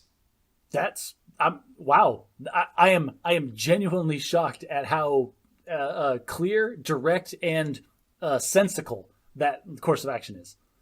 So I went down to the legal office. There was a captain down there. He wrote like a 3-page brief on it that completely backed me up. He said, I completely agree with Major Rich's assessment of the 2014 Educational Opportunity for Military Children Act. Based on what's said here, the burden of proof is on the school to prove that the child needs to take these additional classes, or they have the authority to waive them, and it's their obligation to do so. He can graduate on time, sir. Signed, the law. Signed, the law. And so the lawyer, and I brought the school liaison officer with me to the general's office. And so we went and had a meeting with the general, me, my wife, the general, the lawyer, and the school liaison officer. And he was like, okay, I'm on board. I'll do what I can. I know the mayor. I know the Southwest Illinois Leadership Council. I got some other levers I can pull. I probably won't tell you what those are, but I'm going to work on that. You keep me posted on what you're finding out from the school. Let's make this thing happen. And this is the thing. All right, for those of you listening that may not be in the military, when you get to the 2-star level, like the guy even mentioned, like he knew the mayor, that's not the only politically important person that this guy knew in the local area. I have no doubt in my mind that he knew local congressmen. I have no doubt in my mind that he was on a first-name basis with senators in the area. Like, this guy probably knew and saw and regularly spoke to everybody that's important in the legal system in this state. And Dr. Benway had no idea what was about to descend on her. Like, when she sent us away, she probably thought, oh, those poor schlubs think they're going to pull one over on us. There's no way they're going to get away with this. Oh, man. And then you dropped a freaking political anvil on them. Oh, I didn't. It took months before I understood the depth of what happened to her. I didn't. I'll have to show you one of the artifacts I have. I'll get to it in a minute. So I also found out that when Illinois joined the Military Interstate Children's Compact, which is this, all 50 states have a local commissioner. So I found out that the commissioner in the state of Illinois was a retired Navy commander that was principal of a high school up in northern Illinois. So I call him up. I'm like, sir, can you help me, help mediate this conflict I'm having with my local school? I explain the situation to him. He's kind of like, well, we're here to resolve interstate issues. It's in the name. Like, this isn't really my issue. I mean, yes and no. Like, I mean, you Right. probably could, guy. Get off your butt. Yes. Well, there was a reason. I later found out that when he won the election for commissioner, the other person he campaigned against was my superintendent, Darcy Benway. Ha! And that there was bad blood between them, and now I was asking him to intervene in a conflict between me and his nemesis. How incestuous is this whole system? I couldn't believe it. He barely went out over her in the 2012 election, and probably because of his veteran status, and she's out for his job. But how does... it's frustrating that enters in the equation of my job, and do I really want to do this? So Alicia is dedicated to the course of action of trying to get the school to come around to seeing the transcripts the right way. So she's still going back and forth with the registrar on emails that get escalated up to the superintendent, and she's just doubling and tripling and quadrupling down. She's sending us things with like legal opinions and citing and giving us homework, and it's getting really intimidating, that area. And I'm thinking, we're not making any progress there. Like, it's just, they've already decided what they're going to do, and everything they're sending us is just is designed to discourage us from pursuing this any further. Yeah. And they'd always end with the dangling thing at the end. But the offer's still on the table. Just take these 3 courses and you can graduate with your peers. You know what? And, hang on. Before we get to the climactic third act of this amazing story that you're talking about, there is something and a person and a character in this story that we have not even addressed. What was your son's opinion of this whole thing? So my son Michael has a very accommodating personality. He didn't understand the depth of this. He didn't know anything about the American school system at all. I have a master's degree in education. I was a former school teacher. He hadn't gone to an American school since he was 7. Wow. So he was just kind of like, well, if you say I have to take these 3 classes, I'll take them, but I'm tired and I don't want to. This is the perfect juxtaposition of you and your wife with your flaming swords drawn, like fighting on this hill that you're ready to die on. If anybody had pushed us aside and said, what does the kid want to do? He'd be like, well, what am I supposed to do? Yeah. And the kid's back there like, guys, you don't have to die on that hill. No, you shut up. We are dying on this hill for you. Yeah. Maybe he'll understand it someday when he has kids and he's trying to enroll them in school. So we're starting to run out of options. Like, it felt there were sparks of hope here and there, but ultimately still it had to be the superintendent to agree to what we were saying. So I finally asked the question, well, who's her boss? Because everybody's got a boss, right? Like, you're talking about the mayor, but he's not really her boss, or the senators. They can influence her, but still she's the one that has to answer to like the State Board of Education and those kinds of things. So that school's particular governance, probably like a lot of local communities, has a Board of Education that she answers to. Okay. For these types of issues. They meet monthly, they have a planned itinerary, and they accept applications for people to come to an open hearing and present issues before them that could potentially go against something the superintendent had said. Okay. So this is my hope. I'm like, all right, she's not going to help us. She's just keeps stonewalling us, and we're running out of time. Because meanwhile, like a month had passed. Okay, so now it's the end of March. So he's supposed to. So you signed up. You're going to be the guy at open mic night at the school board meeting. Now, yes. Where is that in relation to the rest of the process? At what point, like how much like ammunition have you been building up on the military side when you went and did this? Like line up these 2 timelines.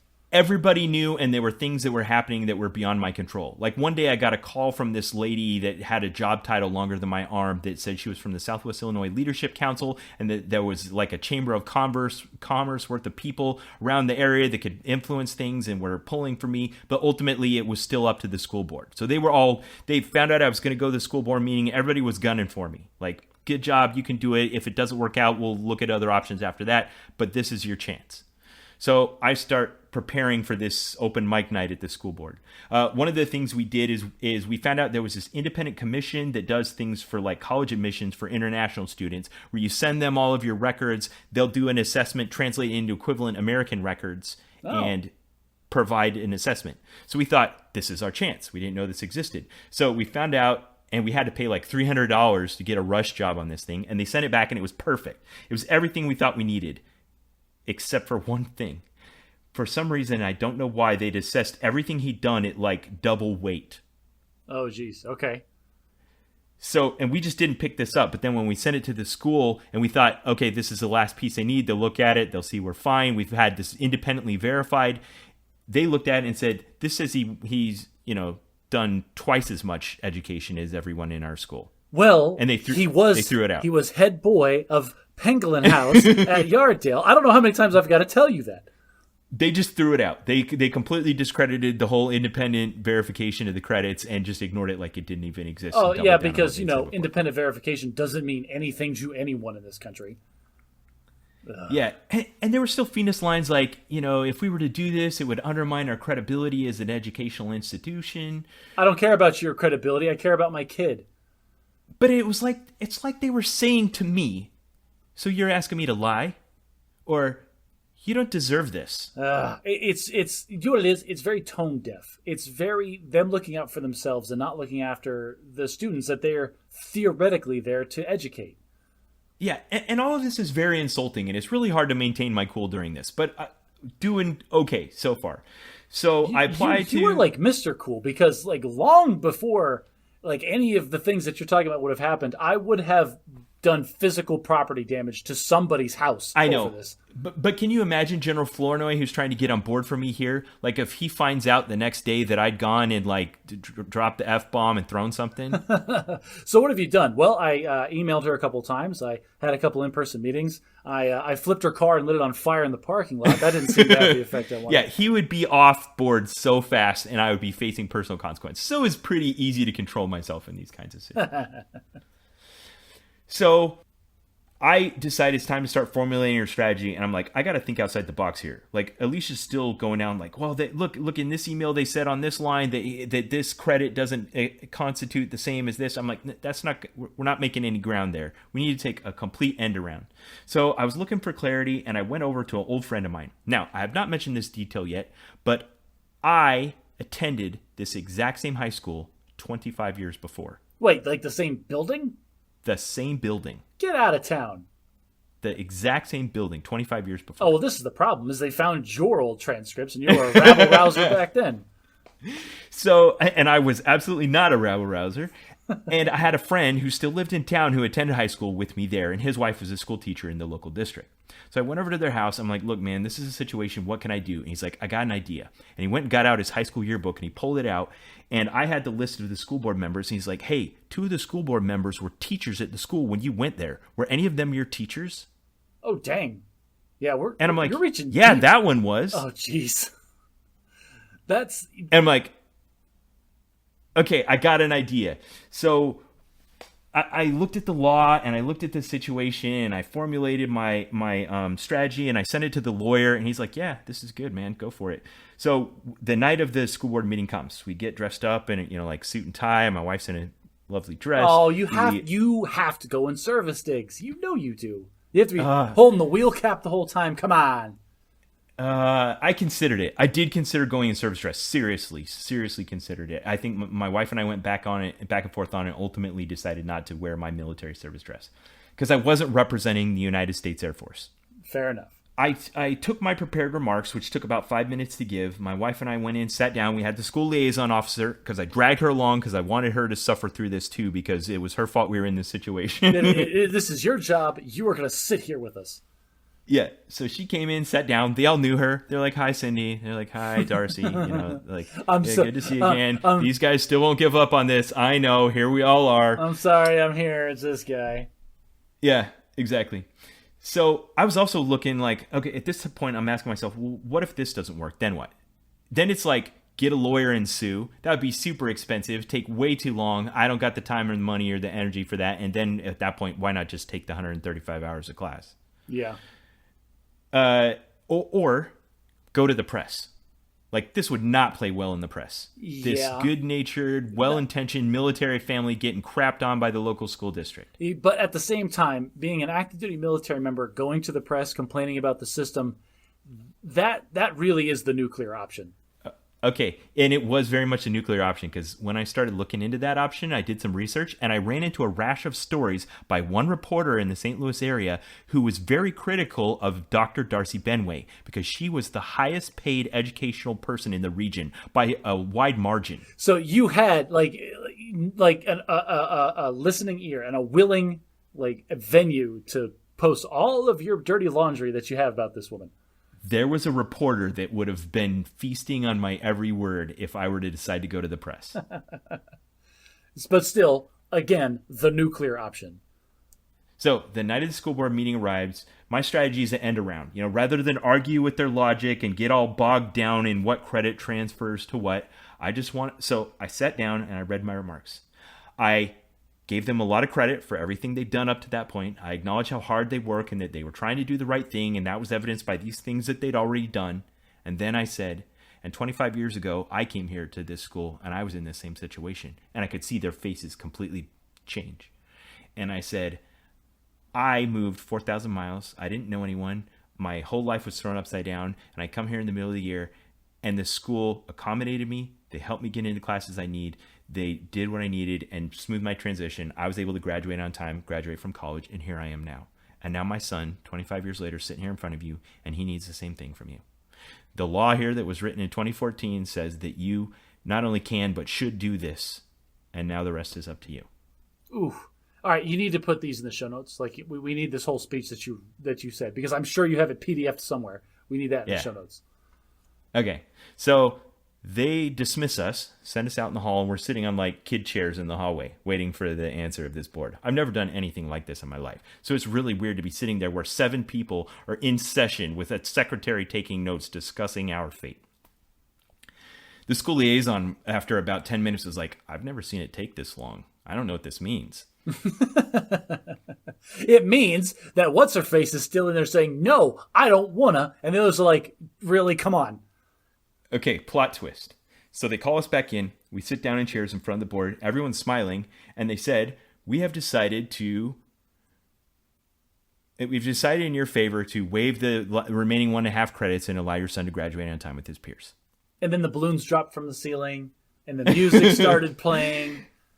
And I was in complete shock and disbelief. I was like, wow, that's amazing. And they said, and this was fateful, but this is a non-precedent setting decision. It's only for your specific situation because of all these details and stuff like that, blah, blah, blah, blah. Oh. Which was them covering their backsides and saying, You don't have to do this for anyone else, including your second son, who we're now forcing to retake all the classes he took in England, but there's time to force him through all those classes before he graduates. Nobody cares about your caveats and your covering your butt. This is the third act. This is the scene where the hero triumphs over the bureaucracy and everybody stands up and cheers.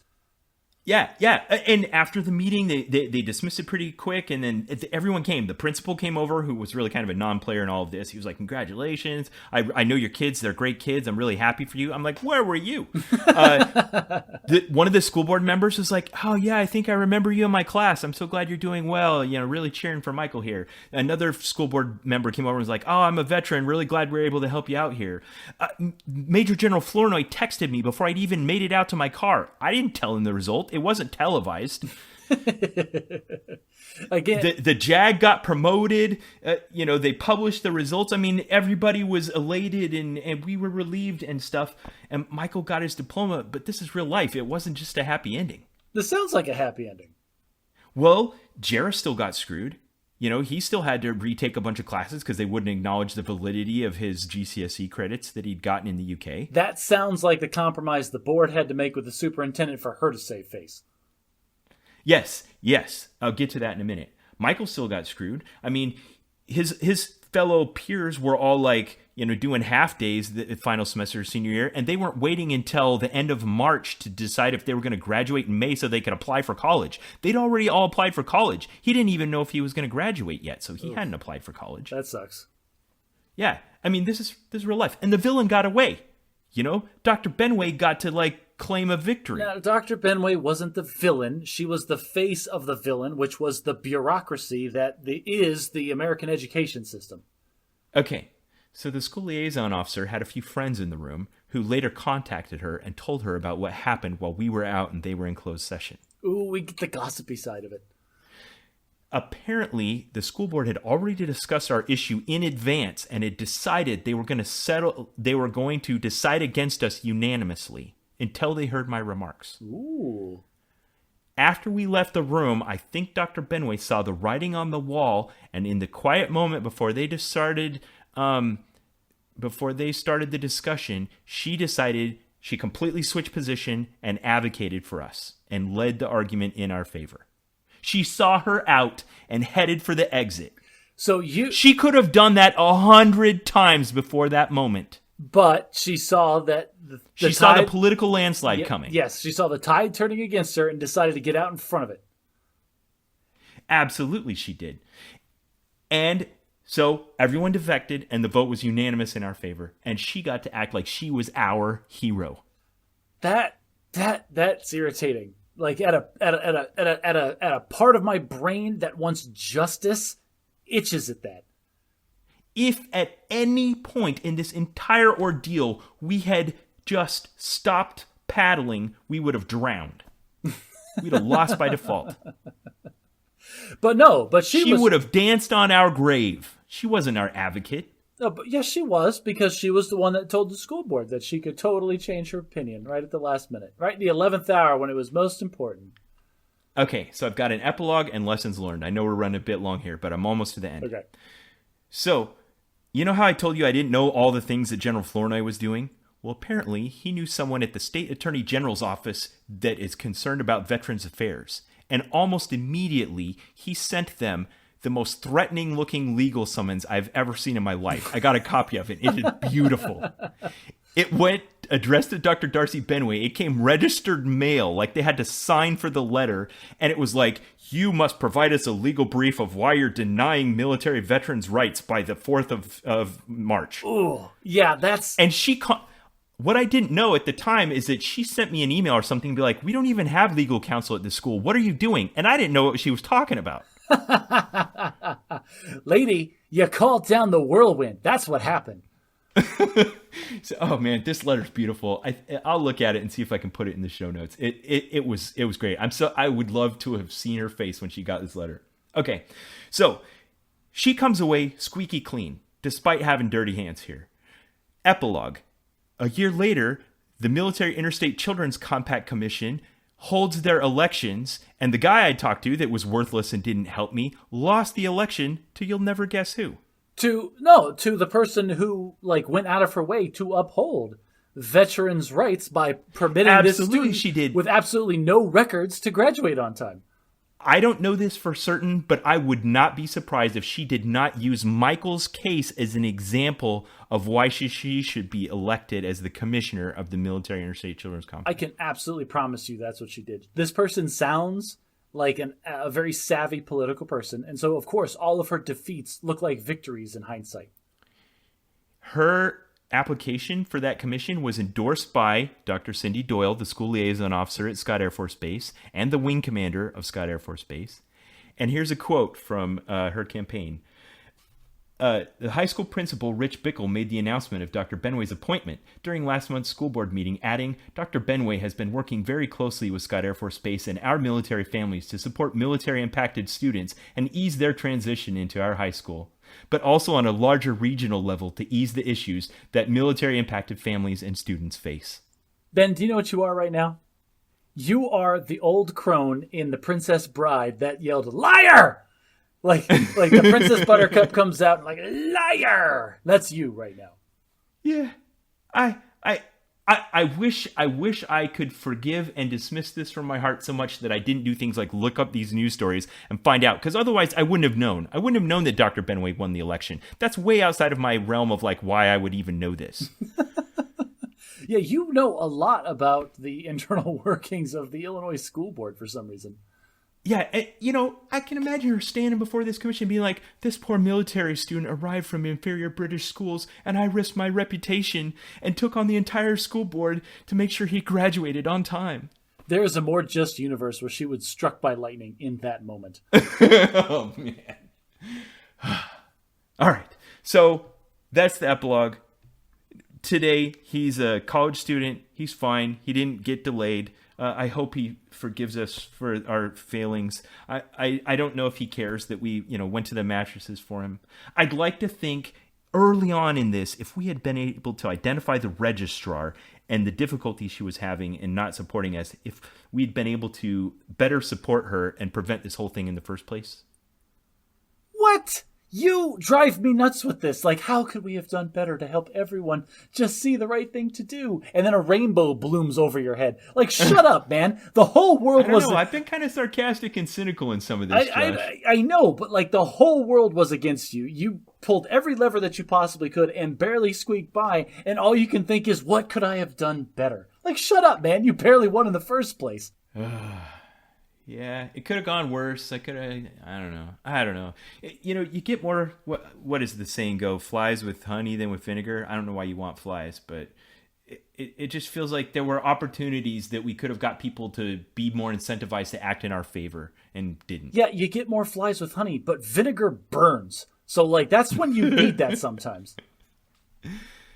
So that is the tale of Ben versus the Board of Education. Oh, that was like Ben versus bureaucracy on steroids. I hope everybody enjoyed hearing about how the little guy won. Like, this is screaming to be made into a made-for-TV movie on Hallmark. Oh, have you screenplayed this? Because this is No. a legit story.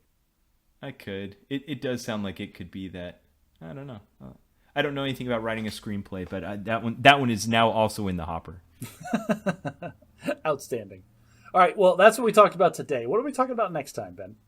Well, not next time, but the time after next, I think it's time for us to review a fiction book. You and I, after we'd read The Hobbit, had kind of somehow queued up World War Z. I don't even know who it's by, but I thought that sounded like a great idea. So for episode 55, that'll come out a month from now, we will be reviewing that book, listeners, if you would like to read along. Now, I will say this, like, don't immediately dismiss it because World War Z is a fictional zombie book. Like, it's not a horror book. It is written in a very unique way. It has a very unique perspective on what a zombie apocalypse would look like and how we would overcome.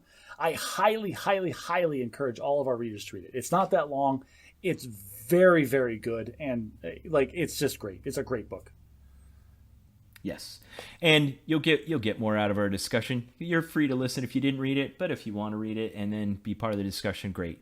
There's lots of ways you can do that. Every time I put up a new episode, I also put an open thread on our subreddit on reddit.r/baditmagic where you can join in anonymously to the discussion. Or as a lot of people did this last cycle, you can go on our Facebook. You can see all the artifacts and images I put in the image gallery. You can also join in on the discussion for the things we talked about in the episode. Or you can go to our website, baditmagic.live. If you like what we talked about today, please recommend us to a friend. If you liked what we talk about, maybe your friends will like us too. If you really like us and you just enjoy all of our conversations we have, consider taking the phone out of your pocket and giving us a good rating on the podcast player of your choice. You would be amazed at the visibility we can get from something like that. If you love us, if you can't get enough of Ben fighting the good fight for his kids, because that's apparently all he does, consider becoming a patron on our Patreon page. And until next time, try to be a little less bad at magic.